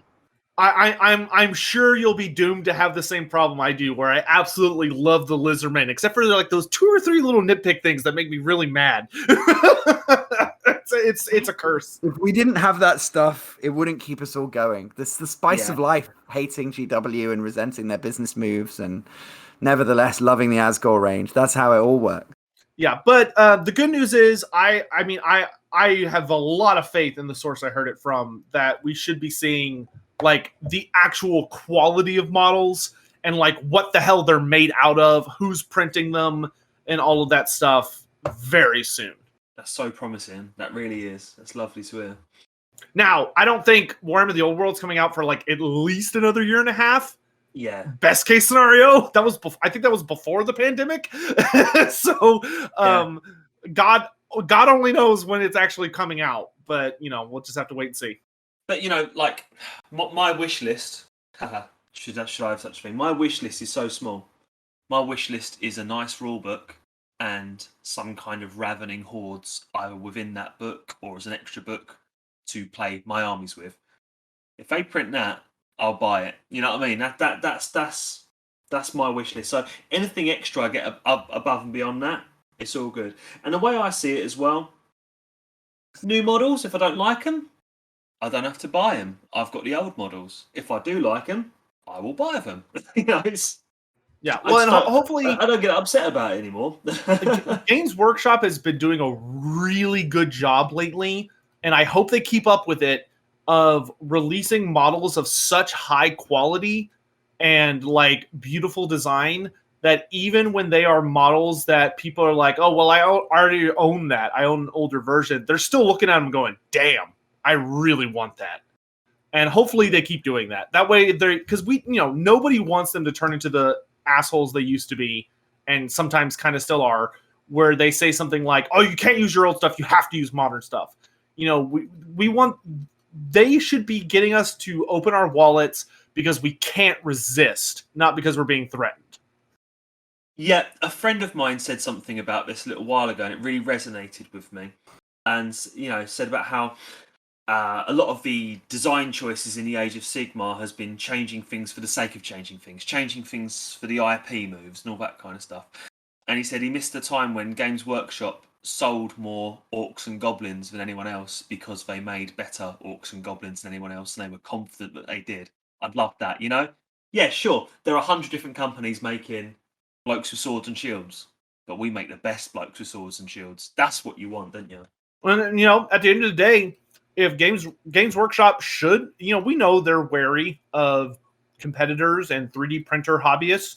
Best way to counter that is just release models of such godlike quality that you just can't beat it. That's it. Just do the best miniatures in the world, which, quite frankly, they have previously, haven't they? And probably in many ways, it's a much more competitive marketplace than it was 10, 20 years ago, but in many ways, they still do. I mean, it's not as much of an easy statement as it used to be. But competition's great for us. For consumers, competition's... For a hobby, competition's good. It's healthy, it's good, absolutely. It gives us choices, and it also forces them to keep on top of their game and to give us what we want, which, I mean, their biggest problem was going to be that years ago, before 3D printing was a thing, that they could just, use the size of the company to get the molds they have to make for all these models, well, cheaper than any small company ever could. That business model just won't work in these days because all the smaller companies are just doing the STL thing where they just make a digital model and they sell that to you, so they don't even have to make molds.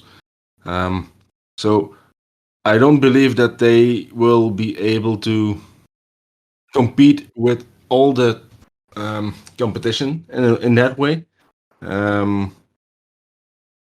But yes, I mean, still, they could just consistently up their quality and sell armies, because I know a lot of people would rather have the right, between quotes, the right model and then have yes, yeah. Well, you're like, I'll fully admit I'm stingy when it comes to that. Like, there's a lot of companies that are 3D printing lizardmen, but I really haven't been a fan of any of them. I just don't like the material, and they just don't look the way I want them to. And you've seen the Lost Kingdom models. Well, I have looked at Lost Kingdoms. Very, very familiar with Lost Kingdoms. And I bought one of their minis, and I just wasn't really, for me. It's just not the same. There's almost something magical to getting a really good GW model.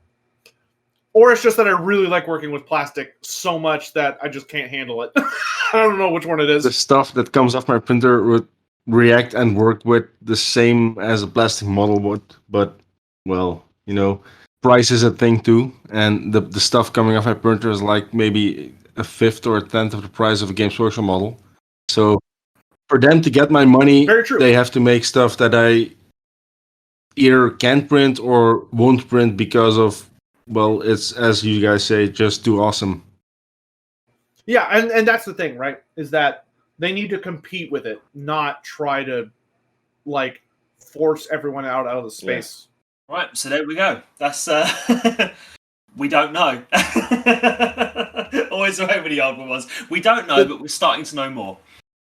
Yeah, and that was really cool. Thank you. I think you see it in a very distinctive, different, classic Warhammer Fantasy Battle fan way, and I think you've really added something to our dialogue that. Because we have spoken about the old world before whenever new news is dropped, and we've spoken about AOS and the future and all that kind of stuff, but it's really interesting hearing your take on it, and I do think it is distinctive and people will appreciate it. Right, awesome. Yeah, so there's some new information there, some information from sources that we haven't had access to before, so it's very, very... Eddie's going to laugh at me, but it's very interesting. It's a very interesting time. Next thing we were going to talk about, gentlemen, is we were going to talk about Chaos Dwarfs aren't here yet, as in these Oathbreakers or these old world Chaos Dwarfs that we're expecting to see at some point in the near future. They're not here yet. But we do have an awful lot of plastic kits on offer by Games Workshop that are still usable for Chaos Dwarf collectors. Now, there are many who will say, just use third party. And there are amazing, amazing third party options out there. But there are others who like to create armies that are 100% Games Workshop. It might be as an aesthetic thing, it might be as a collecting thing, or it might be because you attend official Games Workshop events and stuff where you need to have that as a requirement for your army.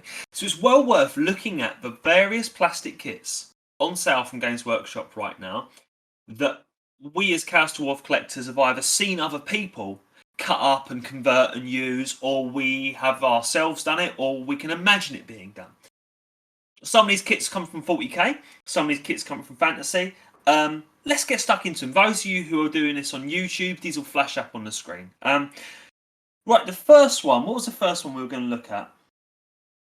The Sector Mechanicus Valcat. Reaver, you're going to have to say it, mate. Oh, so I'm going to get the word Scrabble duties today. That's fine.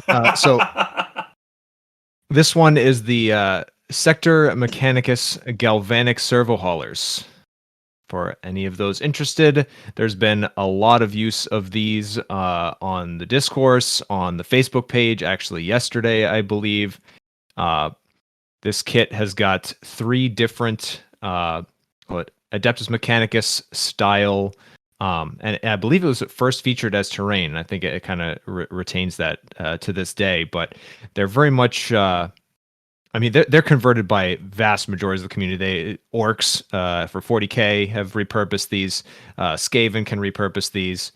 But there's definitely been, I believe, Xander has repurposed these for Cities of Sigmar. They have a lot of use. It's just a veritable bits barrage of kind of various steampunk greeble and some interesting kind of tanks, and really not too much work on stripping out, call it the more electrical looking components, if you're looking to bring it into a more fantasy realm. I was just going to say, one thing that leaps out at me immediately, not having interacted with the kit before, is that the kind of front, small, little car-sized thing has such a great scoop front that looks very train-like that it would make a great bed for an Iron Demon, or even just that front section would make a good part for a more fully converted Iron Demon if you didn't want to use the Certainly, tracks. yeah, and that's what I did on that particular one. People will have who have followed the podcast will have seen the ass cannon, which used the large crane, the ass cannon that I made for the last competition. And that does have kind of a crane on rails, so it definitely has train vibes coming from it, and I think it's a great kit, and it's been really pretty affordable, and I think that's what brings it to, not that we're doing these in any preferential order, but in my opinion, at the price point, it's coming in at terrain pricing, and I think that's a really strong thing. Whereas if you were to get more of a centerpiece kit, you could easily see this coming in at a much higher price tag, given the kind of the quality and the plastic that's been in it. Overall, I don't know if anybody else wants to comment anything, but it's got some great pieces. You could theoretically make up to 3 different kind of war machines with it. And there's plenty of very applicable Chaos Dwarf inspiration from various folks on the forum who've used it in the past. Yeah, there really is. There really is. And it's not the only piece of Mechanicus sector terrain that we've seen used, have we? Just in the last competition, we saw a cannon made from the other word Scrabble, Galvanic, Atmospheric, Cockwomble, whatever it was called. We saw that being used as a giant kind of cannon, didn't we? So I think what the Mechanicus stuff really has going for it is that it is at its heart really very steampunk. It's got one foot in the fantasy camp already. So as you said earlier, it's just a case of either getting rid of those electrical components or making those electrical components appear more magical in some way. But yeah, I think there's a reason why we've seen this used a lot. Certainly, and just fishing through there's a ton of those that probably all just deserve honorable mentions for the purpose of the discussion today. But yeah, that was what was that, the Galvanic Magnavent? We have there's the what was my favorite one? Oh, Ferrotonic Furnace. That sounds really Chaos Dwarf applicable. But yeah, certainly there's a lot to look at there, and you might even be able to find those partsed up if you're not looking for the whole sprue. But yeah, there's a lot to look at there in the AdMech range, and even just some of the other various backpacks and whatnot that some of the Skitarii come with. So that's a good range to explore, depending on the kind of aesthetic you're going for. Happens to line up with mine. Yeah, because I mean, your Chaos Dwarfs certainly are quite a few steps along the tech tree further than mine, for example, aren't they? So they can draw upon a lot of that more steampunky 40k stuff a lot more than perhaps an army like mine can. But the next one you picked out, Reaver, I think has much more of an applicable thing to even a technologically unadvanced Chaos Dwarf army. So it was the I can't pronounce anything today, can I? The Nighthaunt Spirit Host. That one ain't even hard, is it? No. Yeah, I'm not going to help you out with that one, but these we recently just saw Grass come up with a really nice version of these to be used as Fireborn. Yeah. And that's a use as is. Yeah. That's a cool idea. Really cool. We'll flash That's that up very on cool. screen. But it was very like used as is disposition. Definitely. You know, he was looking to get a good AOS force, I believe, and he cranked these out with a really awesome paint job, and they work well. That's kind of the straightforward use of them, but he implemented them to a very high degree, as he usually does, always does. But then even just as a kit, the conversion potential is really, really strong too. So you can parts all these up and you get a ton of little flying spirit boys that could be ash magic or whatever you want for conversion. So that's all the only other thing I wanted to say. The only thing I wanted to add is I love Spirit Hosts. I use them quite a bit for my Nighthaunt army. But I will say, these guys, if you build them as they're like intended to go together, they're one of the most miserable kits still sold by Games Workshop. Really? They are such a pain in the ass to put together. It is truly like, if you go buy them from one of my local stores, they will literally tell you at the checkout lane, if you've never put together Spirit Host before, we will do a free tutorial for you, because they are that much of a pain, and it is just genuine suffering putting them together sometimes. When they've gone together, do they hold together well, or are they also super fragile? They're very wispy, which is a problem a lot of the Nighthaunts have. But the problem that I will kind of illustrate when you look at, kind of pull up their picture and look at them, is that on every single one of their designs, except for the guy in the back right, but the guy in the front and the guy in the on the left, is that only a single spirit is actually connected to the base. And then the other spirits are held up by the first spirit.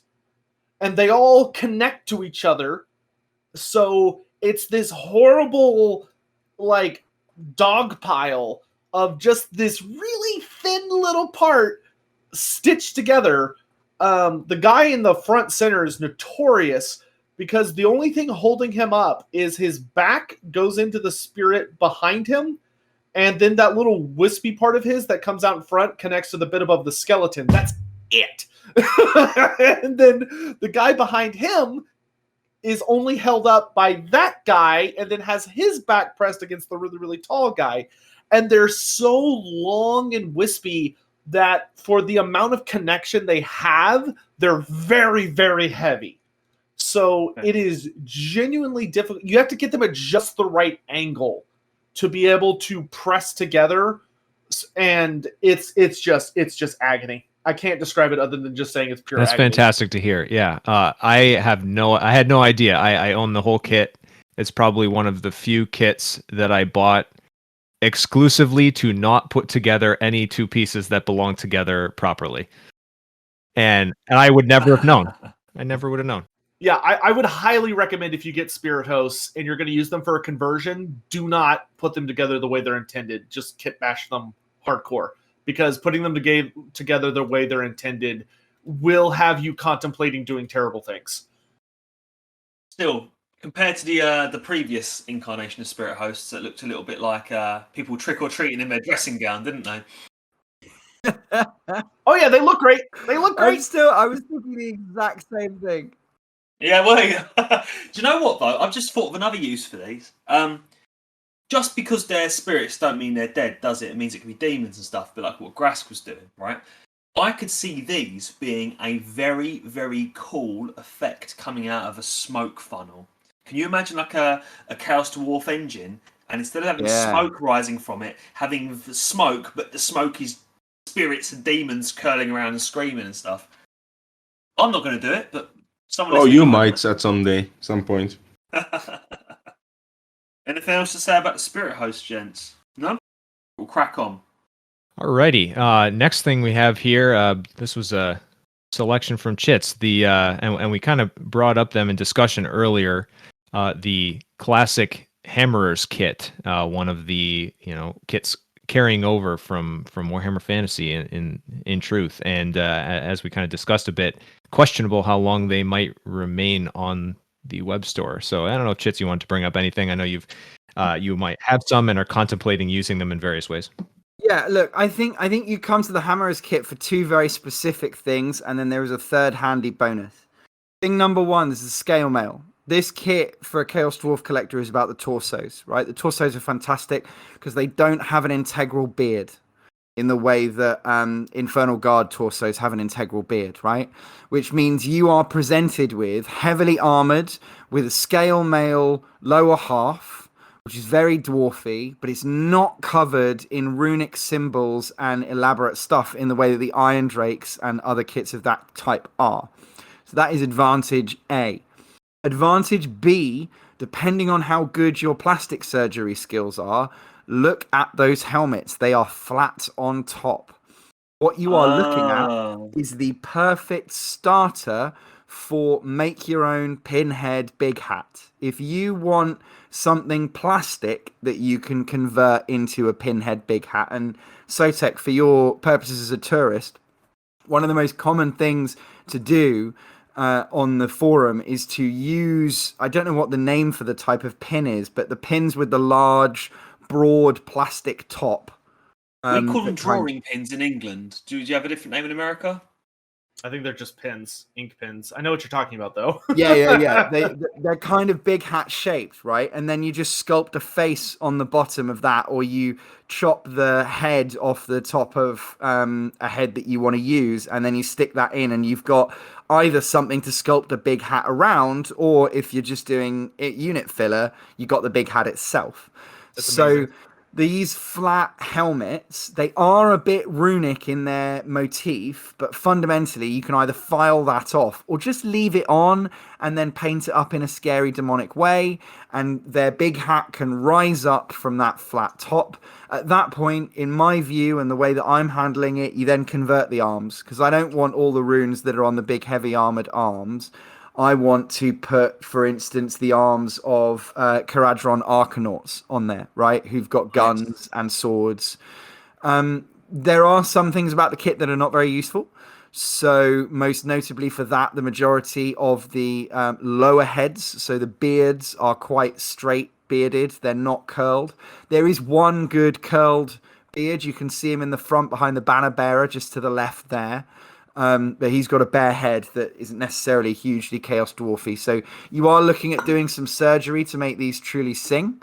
But that's what it's all about, right? So depending on how crafty you are with a knife, really this is about taking key elements of the kit, but most importantly, taking the most reliable torsos. You can find these torsos in use for the famous Immortals on the Dwarvish Mesopotamia blog that friend of the podcast, Tyranno, runs and creates.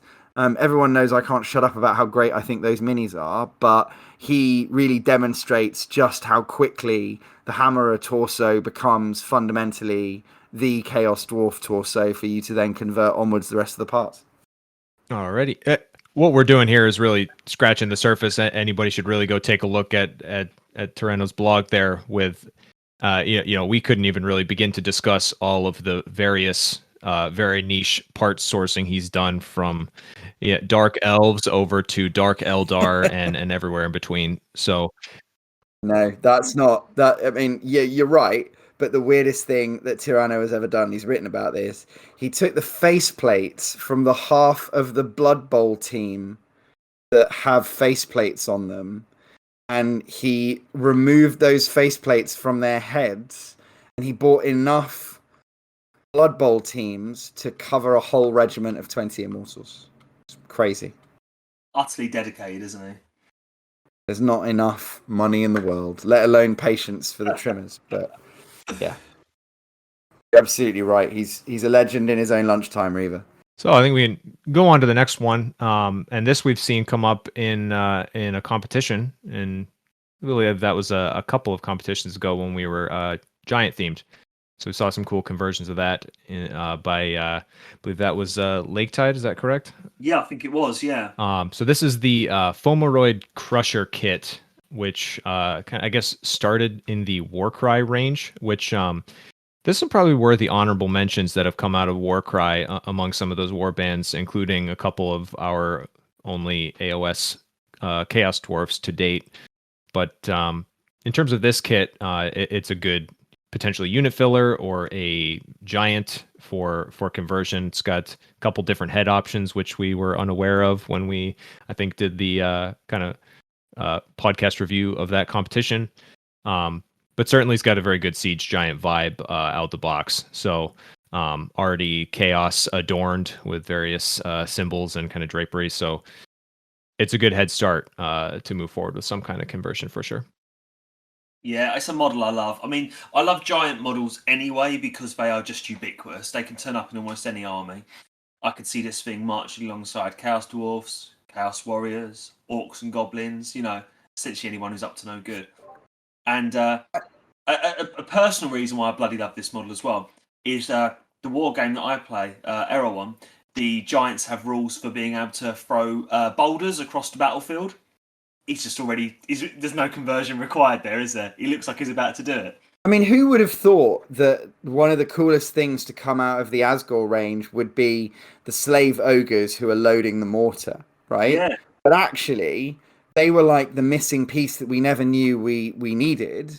And with them in place, you've seen people, we've got guys on the forum who've made whole slave ogre armies that are just run using the ogre rules, but they're all completely converted up to very obviously be Chaos Dwarf slaves. Yeah, Baz.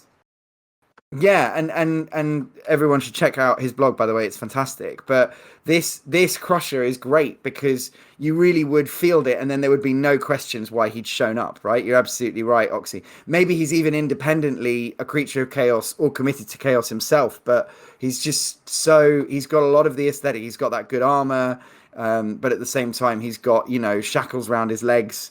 There's a lot you could do with this. Yeah, there's options as well. There's more than one face for this. You can have it with his mouth open or closed, and you can have the eye guard on or off as well to actually show his eyeball if you so wish. And you know me, I never turn up the opportunity to paint a giant eyeball, do I? Glutton for punishment on that front. Alrighty, well that brings us to kind of the last one that I wanted to talk about, and then we'll kind of transition to a couple more that Sotek has pulled up for us. But something that I've used for just one part of the kit, but I think it's kind of the big bull of the kit, so to speak. But that's the endless spells for the Beasts of Chaos coming in with the Flaming Taurus spell, and that has, I think, pretty applicable usage. Probably not too much to bring up on it, but it's a fiery bull. I think I did it with a sorcerer and of a pyromancer riding it. Oxy, I believe you've used it in some capacity, and we've definitely seen it for some even stranger conversions, like pulling a flying chariot and other things. Certainly something that kind of like the Server Haulers kit has been used fairly ubiquitously on the forum. So the giant doom ball fire thing here, right? I remember when this was first a Warhammer community little leaked picture they do, didn't they? Where they show you part of it. Yeah. I remember that too.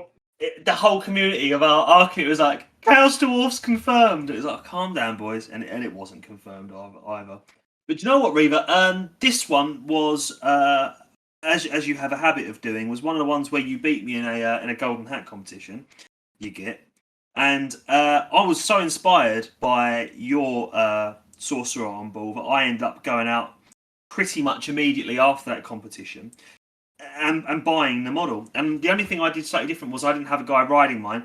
I had a set of those old plastic dragon wings that used to come with all the different dragons, and I just slapped those on there, and that's in my Age of Sigmar army. That's my my Great Taurus. But it's not designed for us, but it's so designed for us, isn't it? Right out of the box, that's a Chaos Dwarf creation, isn't it?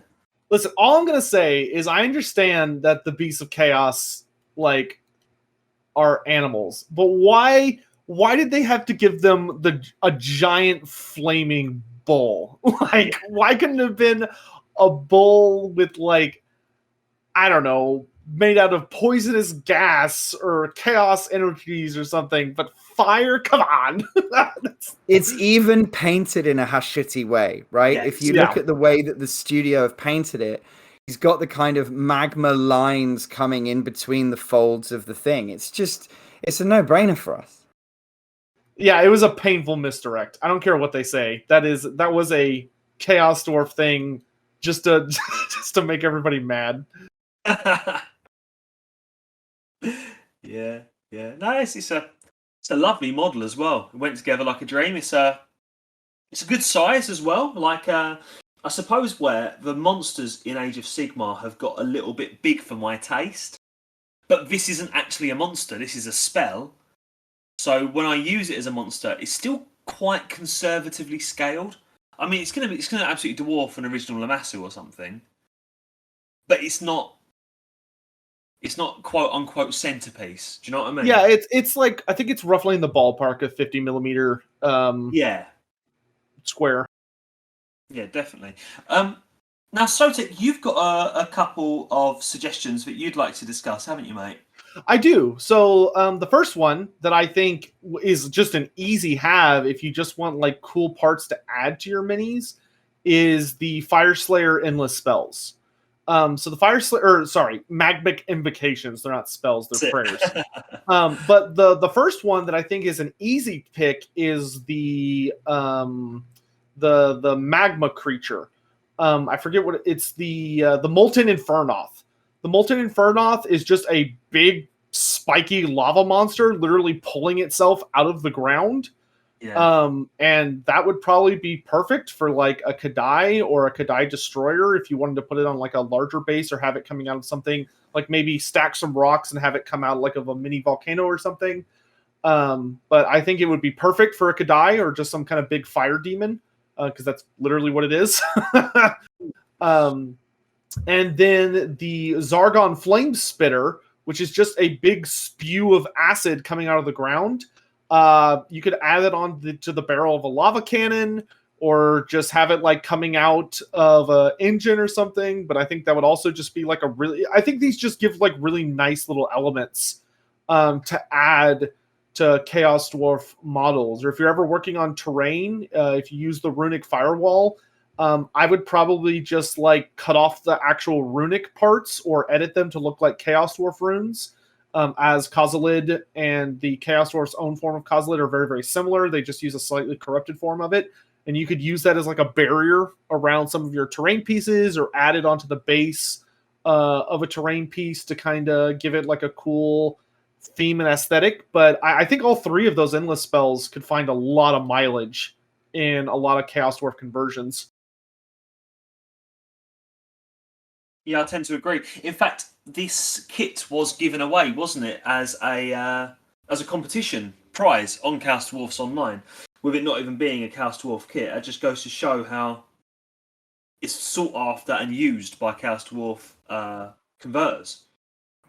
Yeah, I think the thing you've said that's really wrinkled my brain, Sotek, is looking at the Auric Hearthguard, because I dislike the Slayer aesthetic in general, and I've always been a hard pass on Chaos Dwarf Slayers, which are a relatively common concept and relatively easy for other people to make.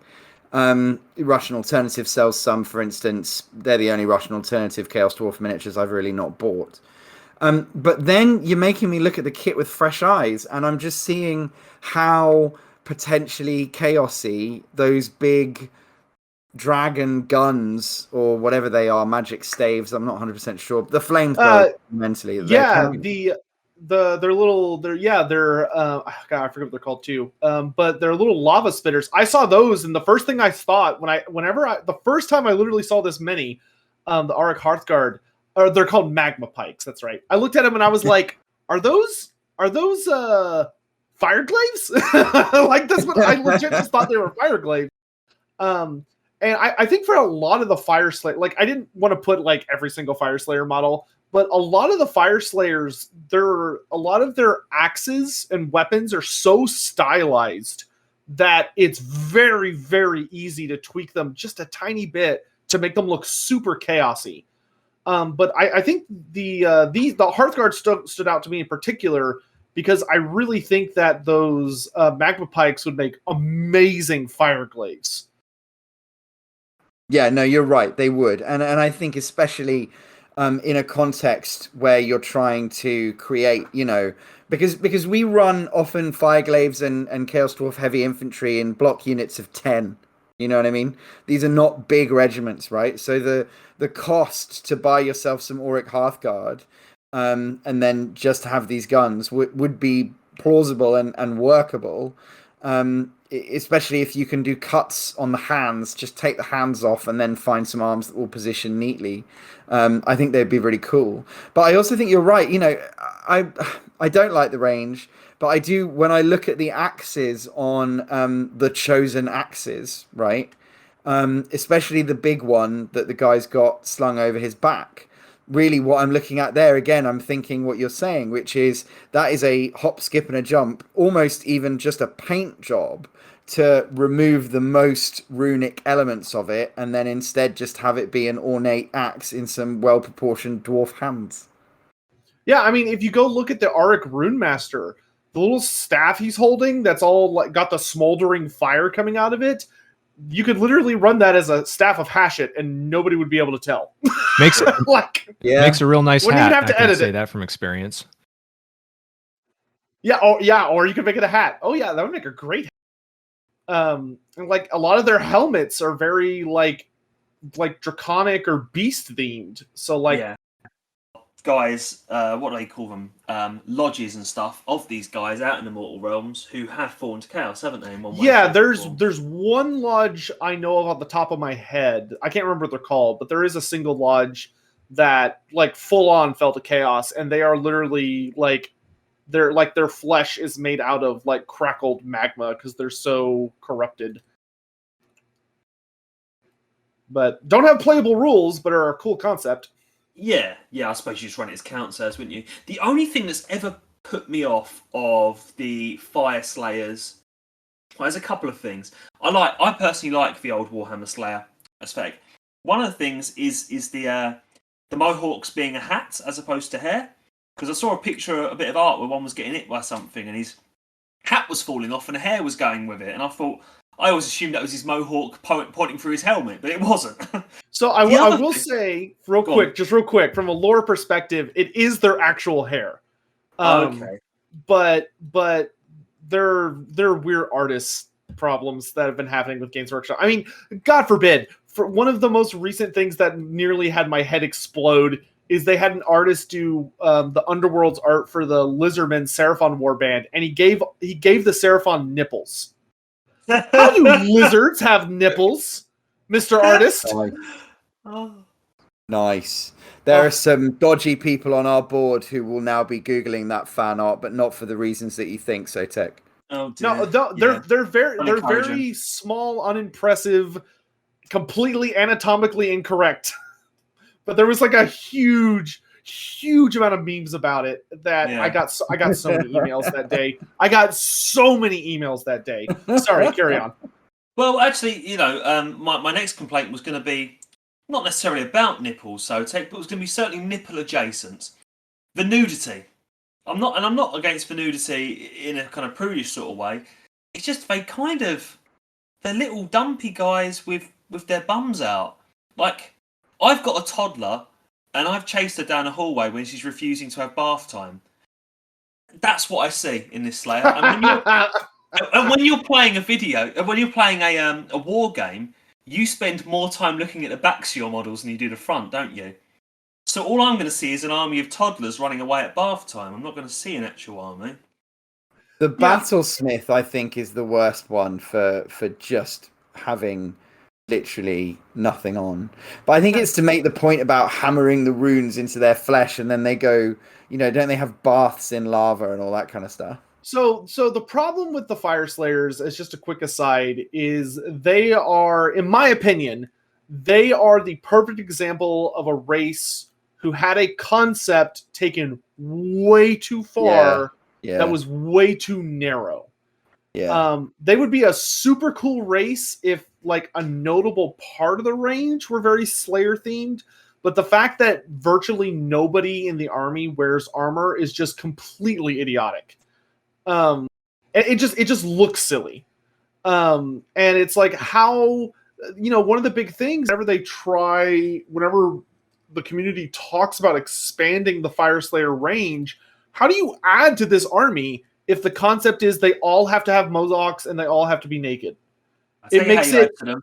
Trousers. Yeah, like one of the things I am most desperately hoping for when we get the new dwarf book, which apparently they're combining all of the dwarfs into one army book. But one of the things that I'm really hoping for is to see Fire Slayers wearing armor as they re-encounter their other kin. And some of them go, I could have hardcore runes in my skin and wear armor. And look, it works. But well, Sotek, they're not combining all the dwarves into that army book, are they? But yeah, you're right. Like, fundamentally, I think they're an interesting concept that has been taken too far. It's like Age of Sigmar take on an iconic unit, the Slayer, fine. But then they clearly didn't quite catch fire with the idea because they've only got, half a dozen actual miniatures? Yeah, they're one of the smallest ranges in the game. And they were one of the only ranges, I think they are the only range, in 2nd edition that did not get a new mini. They got new prayers, which were nice, and they got their terrain piece, which was nice. But everyone else got like at least a character. They didn't get anything. The pizza oven. Yes, the pizza oven, which is actually surprisingly strong. But and also a very easy thing to convert to make look spooky.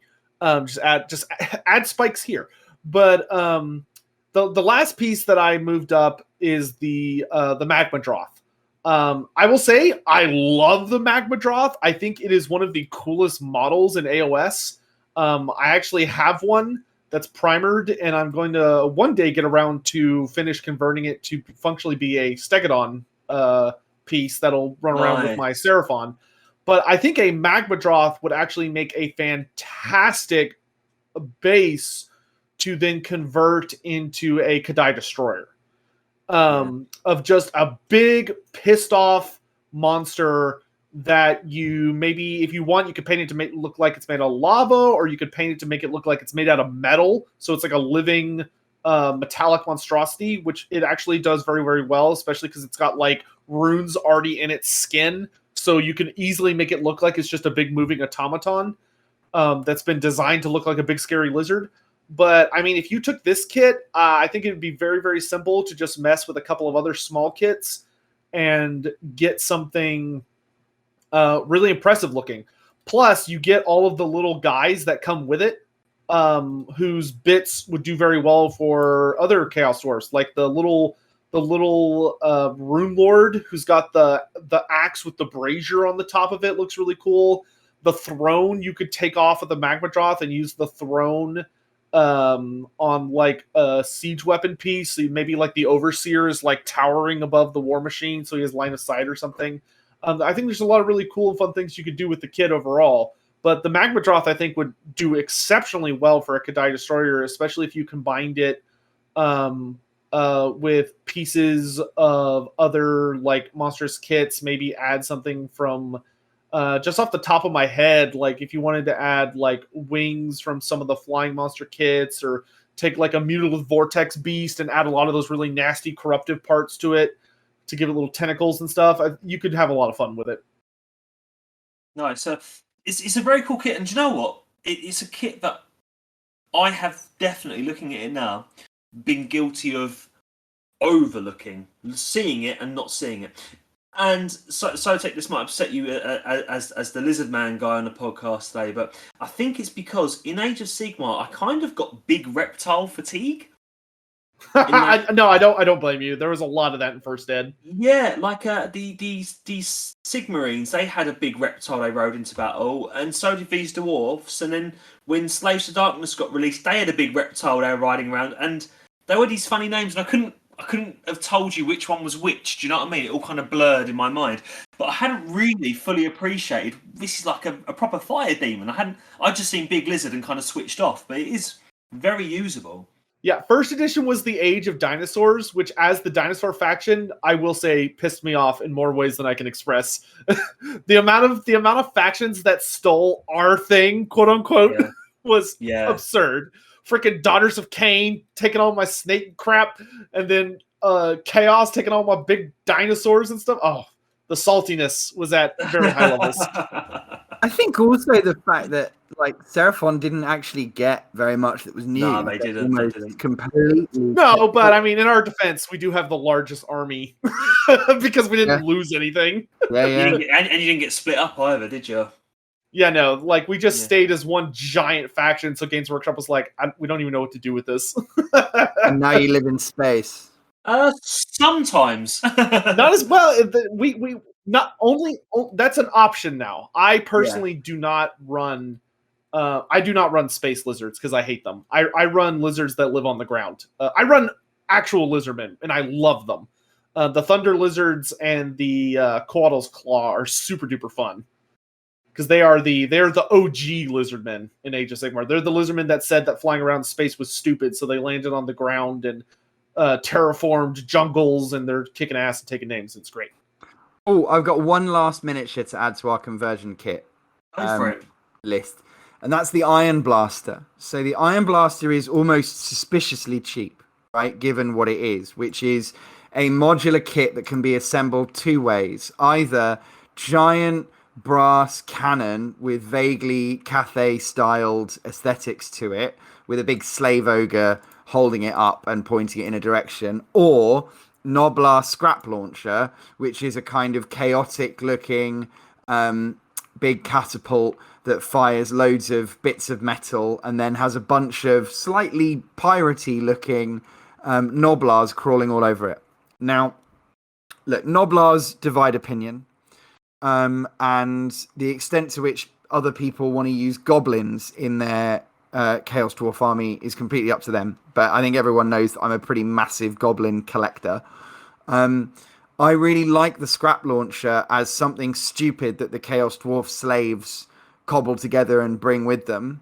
But more importantly, you get, whichever way you want to assemble the miniature itself, you get the other artillery piece and all those spare units on it. So if you decide to make the scrap launcher, which is probably what I'm going to do, then you come out of that process with a giant cannon, which is always good for the Chaos Dwarfs and can be mounted on all sorts of things, and a really nifty slave ogre to crew it, or generally, with his nasty beaten metal helmet, put in whatever situation you choose, convert him into a soldier, whatever looks best.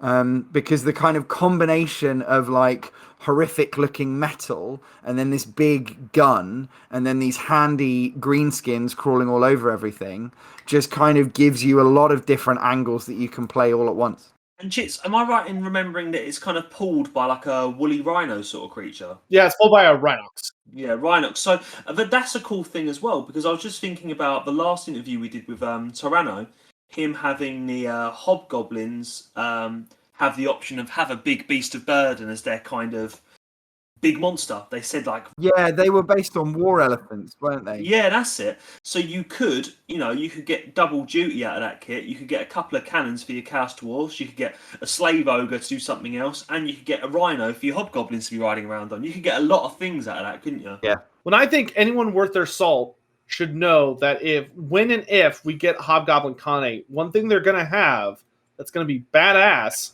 and they need to have it, GW, is that they should have like a giant platform pulled by some kind of big beast that has just a whole bunch of hobgoblins on it with bows and stuff. So man, just take like a Rhinox and just build a big stacked platform on top of it, like the Juggernaut mini we were looking at on the podcast. What's the and I know I'm going to end up buying this, by the way, for a ridiculous conversion that I'll never do justice, which is a Marienburg land ship crewed by goblins. But what's the by pirate goblins, right? What's the new orc range? They've got something coming that's like this big crawling troll, and on the back of it, a load of goblins in a big howdah. Oh yes, it's the Sloggoth. It's called a Sloggoth. Yeah. And then you've got, because I don't want the Sloggoth, I think it's weird and boring, but the howdah with all the goblins inside it is going to get like kind of bodged onto the front of a Marienburg. I didn't even think about that. That'd be perfect. And that's kind of what you're describing, right? For your hobgoblins. Yeah, Except yes, that would absolutely be It's perfect. not on a crawling Troggoth, but you'd put it on some kind of beast of the steppes. Yes, something furry.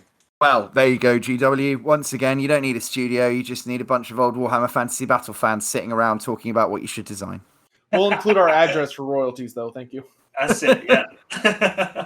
They don't even pay royalties to people in the studio. People don't even get their names in books anymore. So it's like, that's how far we've taken things. Don't ruin my fantasy. It's the Matt Ward effect, right? It's because people got weird with it. But yeah, that was just my last thought. But in particular, I think I love that ogre. I love that cannon. I love that face mask. And then the Noblars and the scrap launcher. Even if you just use the Noblar as crew to have crawling around your other artillery pieces, I think you're getting a lot of value, especially given how cheap this kit still is, right? It's like $35 in the US, but it can be assembled two ways. Is it really? You're right. That is suspiciously cheap. Genuinely, it's like they forgot about it. It's not the biggest piece of artillery in the world, but that cannon barrel is one of the largest ones you can still buy, since they shit-canned all of the Empire artillery besides the Hellblaster and the rocket launcher. You can't actually buy normal big cannons in Age of Sigmar anymore because they were deemed too normal. Yeah, no, it's definitely. I think you've converted me, mate. I honestly think I'm probably going to be buying this now, Chits. So cheers, mate. But hey. More sales, no commission. But I'm thinking, honestly, 50% for my Chaos Dwarf army, giving big cannon and the slave ogre, and 50% for my Hobgoblin army, fighting platform being pulled by Rhinox. I think that's like, yeah, perfect. I don't know what I'll do with the Noblars because I'm not a massive Noblar fan myself, but yeah. You could always just have them like be little slave goblins that are just running around one of the bases, kind of a scenic thing. I think I'd be tempted to change their head. I think I'd use 40k grot heads or something. I was going to say, the thing that you'd find, Sotek, that divides opinion for us about Noblars is, do Noblars just look too stupid to be fielded as plausible Chaos Dwarf war slaves? Because there are some guys whose Hobgoblins are like clan rat torsos or similarly hobgoblin-sized torsos and legs with Noblar heads on them. And there are some people who think that is not the look. And it's one of those kind of little mini fault lines between what direction people want to take their greenskins in. Me, I'm very pro-goblin, but I've never bought a Noblar until this scrap launcher. Very pro-goblin. I love that.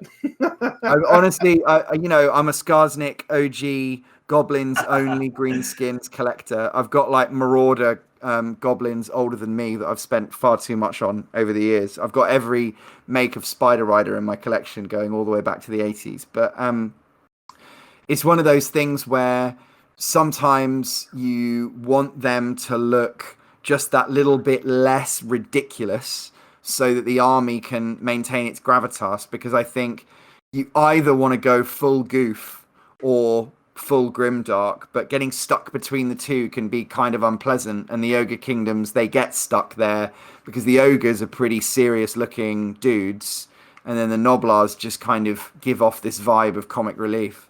Oh, I love Noblars. They are the comic relief. But see, that's the thing, That's the whole and I point. think that's why people have made whole regiments using those heads, because some people find them really evocative. And I'm into it now, right? I've got these dudes; they're waiting for me in a box somewhere that I'll use eventually. But I think it's one of those interesting things to observe, because we've had to make so many different hobgoblins out of so many different kits over the years. We did one of our first podcast segments was all about converting hobgoblins, actually. I watched that episode. Yeah, moments before they bloody announced they were starting to sell bloody hobgoblins. How do we kit bash this? Games Workshop's like, they're getting onto us. They're getting onto us. Yeah, that is a really great kit, Chits. I Right. picked up all the Noblars off of that, and if Jack, if you're looking to fence any pirate hats, and I will happily scoop those off you. Oh yeah, nice one. Yeah, absolutely, mate. I'll happily send them your way, because it's going to happen now. And I've said it on a podcast. I've got to do it, and I. Just for your reference, Reaver's one of the most talented converters on the forum, and his thing is the Ironclad fleet, right? So he has built his army. Reaver, I think it's fair for me to say this of you in front of you. He's built it basically based on the theme of the Chaos Dwarf navy. Yeah, that's 100% it. Yep. They're aquatic raiders. So anything pirate or sea themed, anything with tentacles, anything with a pirate hat on it ends up going in Reaver's bits box one way or the other. It's awesome, dude. Have you ever oh wait, never mind. I was gonna be like, you ever got a copy of Dreadfleet? And it's like, oh wait, those I do, yeah. Yep. Have the whole thing, painted the whole thing. Yep. Well, there you go then. That's basically where the idea starts. Yeah, I mean, for the most part, I came off of Vampire Coast as the faction that I was just converting. By the way, Morngul do own that. Was a really fun model. But yeah, so I started off of Vampire Coast, and it was just like, well, if I have battles and I don't have too many people that play, and so I might be able to convince people if I got a couple of different themed armies, and kind of just leaned into it and kept going. And yeah, I got Dreadfleet around that era of my hobby, and I was like, well, that's a cool Chaos Dwarf Kraken. I can roll with that. Very nice. It is a very desired collector's piece now because of Vampire Coast. It's funny, it went from being like one of the most hated things Games Workshop's ever released, because it was so bizarre. Because it was that classic thing of, it wasn't Man of War, was it? No, it was something that like kind of tried to cash in on Man of War nostalgia while being a completely different game, which that always works out. Good job, GW. I think they also, they gave the budget for a single boxed game. They didn't give the budget for a miniatures line. And you see this with things like Ripper's Snarlfangs, right? Which is like, all we wanted was Goblin Wolf Riders back, and they gave us extreme 3 Goblin Wolf Riders that the wolves are 4 times the size of the goblin and stuff like that. And it's like, you can see that there are artists in the studio who want to give us what we want, but they're only given the project resources to make it for the game that they're given the work on, if you see what I'm saying. So they can't give us the range, they can only give us the angle that they get. And I feel like Dreadfleet was made with the best of intentions, but then in the long run it just didn't have legs, in the same way that Battlefleet Gothic ended up not having legs. Epic ended up not having legs commercially to outshine the Golden Children of 40k and the specialist games that have come since then. So I'll say this. I have 2 very brief responses, which are that, number one, my biggest beef with Dreadfleet was and always will be, how dare you make a naval game about Warhammer Fantasy, use giant ships, and not have a fucking Black Ark? Thank you. Oh my god! Like, how do you not have Dark Elves? the one super naval power of Warhammer Fantasy in the game. Like, what a colossal dunk up. Like, oh yeah, here's a Skaven, undead Skaven and Tomb King ship, but no, you don't get you don't get Dark Elves. The second thing is, don't sleep on Snarl's Rippafangs. Not saying, just saying, there might be more to that. There might not just be that. It would be nice, because it's another Games Workshop staple, isn't it? The little goblins riding wolves. That is just the Gitmob Grotz. Gitmob Grotz gets a release, I will buy every single box in that range on launch day. Well, they probably will, won't they? They probably will. It's old world and that, isn't it? You didn't hear it from me. You didn't hear it from me. All right. Well, I dreamed that this might be true, and then they put the Hobgrots in the Mork Boys, and I thought, well, maybe that angle isn't happening. But yeah, the space was definitely left. The name was given, and that's the dream, isn't it? Have y'all heard about the stupidity involved with the Hobgrots? Have I told y'all the hilarity about that yet? No. So this is a really funny story for me personally, at least. So the Auric Warclan players really like the Cruel Boys. You know, Cruel Boys are very, very popular. A lot of people want to play them. So they released the starter set for Dominion, which has rules and points, so you can play the faction, right? However, for some reason, when they published the book or the army set, for people that wanted to run Cruel Boys, you had to use what was in the Dominion set. So a lot of people wanted to run a ton of the shooty guys with the giant crossbows because they're very good. They're very, very good. They do a ton of damage. However, you know, there are basic rules in Warhammer games that many Warhammer players are familiar with, like the concept of you have to have enough core units, you know, on the tabletop. The same thing exists in AOS. They're called battle line. You have to have enough battle line units. The problem is, when they released the box, all of the Cruel Boy players got completely screwed because the only battle line unit is the melee orcs, who are really bad. Because all the Auric players were buying up the Hobgrots because they thought the Hobgoblins would be a cheap battle line unit. But they're considered a mercenary unit, so they don't count as battle line. They're like they don't even have the Cruel Boys keyword, right? So half the powers in the game don't apply to them. They have zero synergy with the army. Like they are not related to the Auric Warclans at all. They're just like this random ass unit from another army that just happens to be in the release box. They're a conspiracy to sell. And you know what, Sotek? This is the best thing in the world for me. This is the best thing in the world for me because I am nearly at, I must be near 1,000 points of Warhammer Fantasy Hobgoblins now, and I've spent about £100, which is probably about $120, $130. At one point, the price of Dominion, because bear in mind everything's even cheaper in the UK, Sotek, right? Because our baseline price is lower than anywhere else in the world for Warhammer stuff. Oh yes, I'm keenly aware. Yeah, and well, in that context, you have to understand, like, what was it you were paying? Didn't the price go up briefly on the secondary market, Oxy, from like £6 for 10 to £6.50 for 10? The piss, mate. Too much money. It was one of those points where it was like, we dreamed of this, and when the Dominion announcement, I remember live streaming it on a bus as it was being shown and posting updates and commentary to everyone on the Discord who was at work and couldn't watch it. And the fact that Hobgrots were in there and that Chaos Dwarfs are obviously coming back, we were losing our fucking minds. And they sold a lot of Dominion boxes to our fans that day, but everyone on the forum who held the line and waited has been buying up Hobgoblins like they are going out of style because Cruel Boys players and, you know, Sigmarine players just don't have any use for them at all. It's astonishing. They're literally like a bonus unit in the box because they're that useless. I mean, I played against a Cruel Boys player in the tournament, and I saw, like, we were talking about the Hobgrots, and I ran across the table and killed them all instantly. Like, they're pathetic. And I was just like, well, you know, they have the grenades. And he's like, yeah, I guess. And we were going over the rules. So I was like, so what do they do? And he's like, nothing. I was like, nothing? He goes, no, I can't use any of my characters on them because they don't have keywords. So I can't use any command abilities on them. They are a screen unit, but they're not battle line.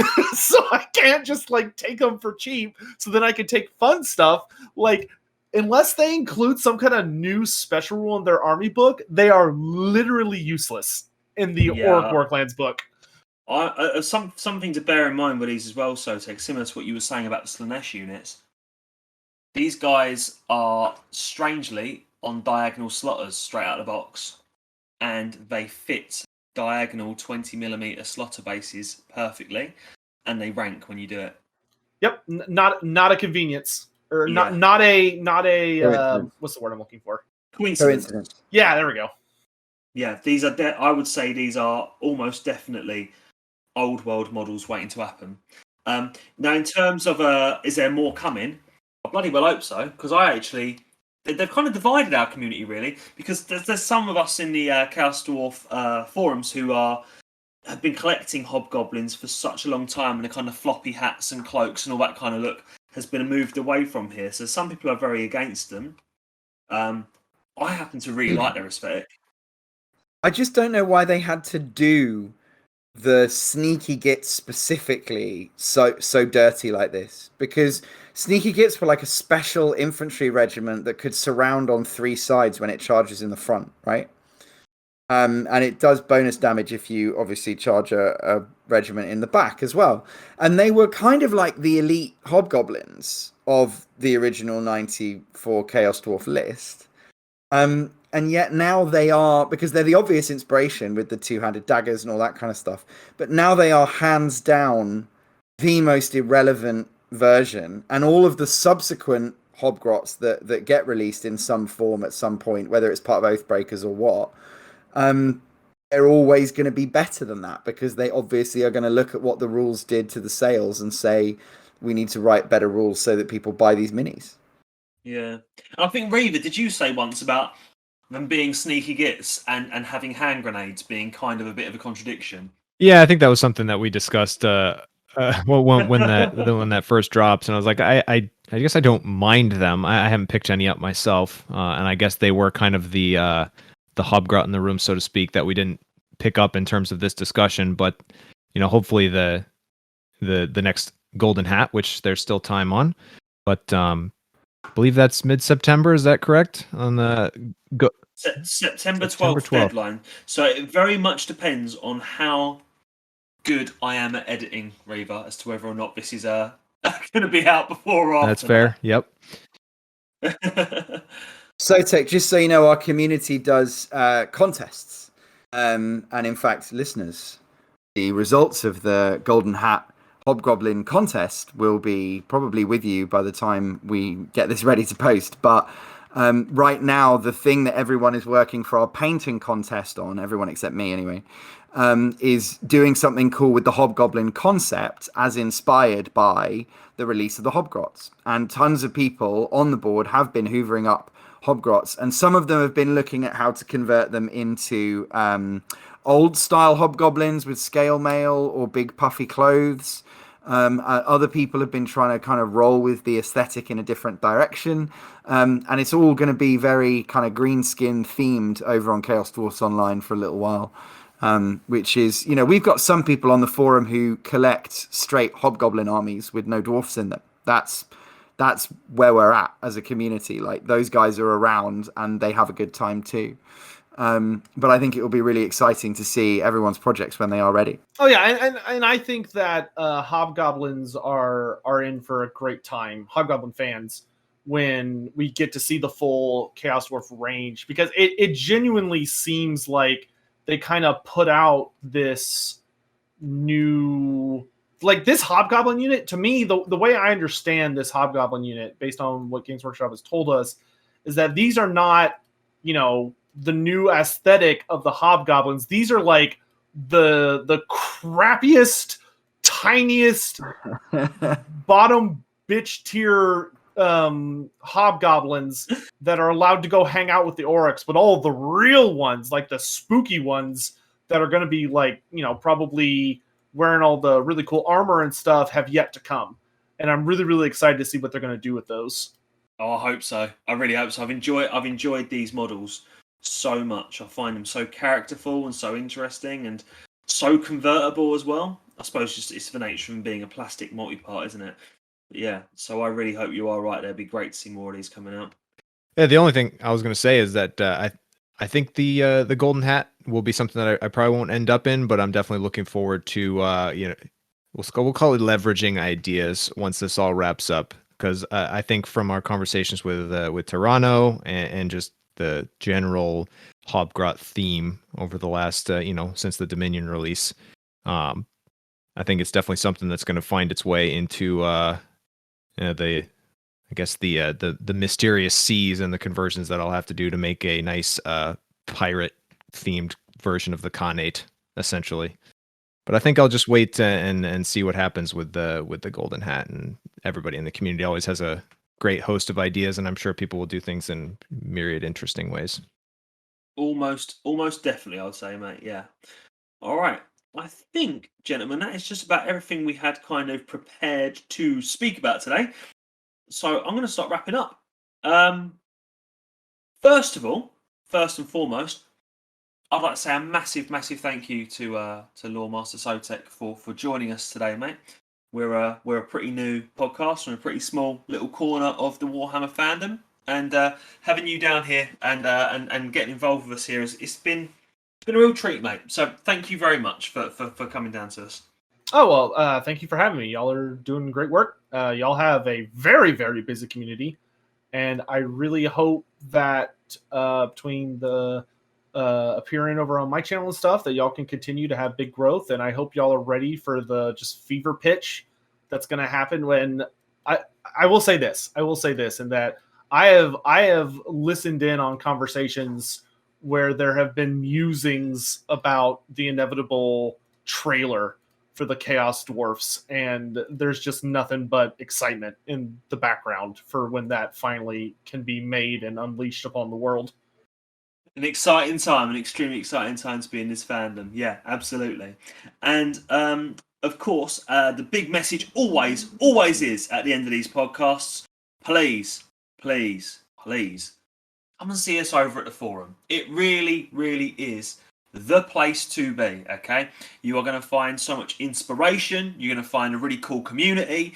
If you are into writing, drawing, collecting, painting, the lore, just the discussion, anything about Chaos Dwarfs, Hobgoblins, and Warhammer Fantasy or Age of Sigmar in general, you are going to find an absolutely fantastic little base of players and collectors and people to talk to. It's a fantastic community. And the other exciting thing to talk about is the fact that the second issue of our zine is coming out extremely soon. We believe it's going to be ready by mid-September. So all being well, you guys will have that in front of you by mid-September, including an interview of Lost Kingdom Miniatures, including an interview with Rick Priestley himself, as well as lots of hobby articles, battle reports, and lots of other brilliant content. Anyway, I'm waffling now, so I'm going to say good night. So, good night from me and good night from the rest of the podcast team. We'll catch you all soon. Ta-da, Later, guys. Bye.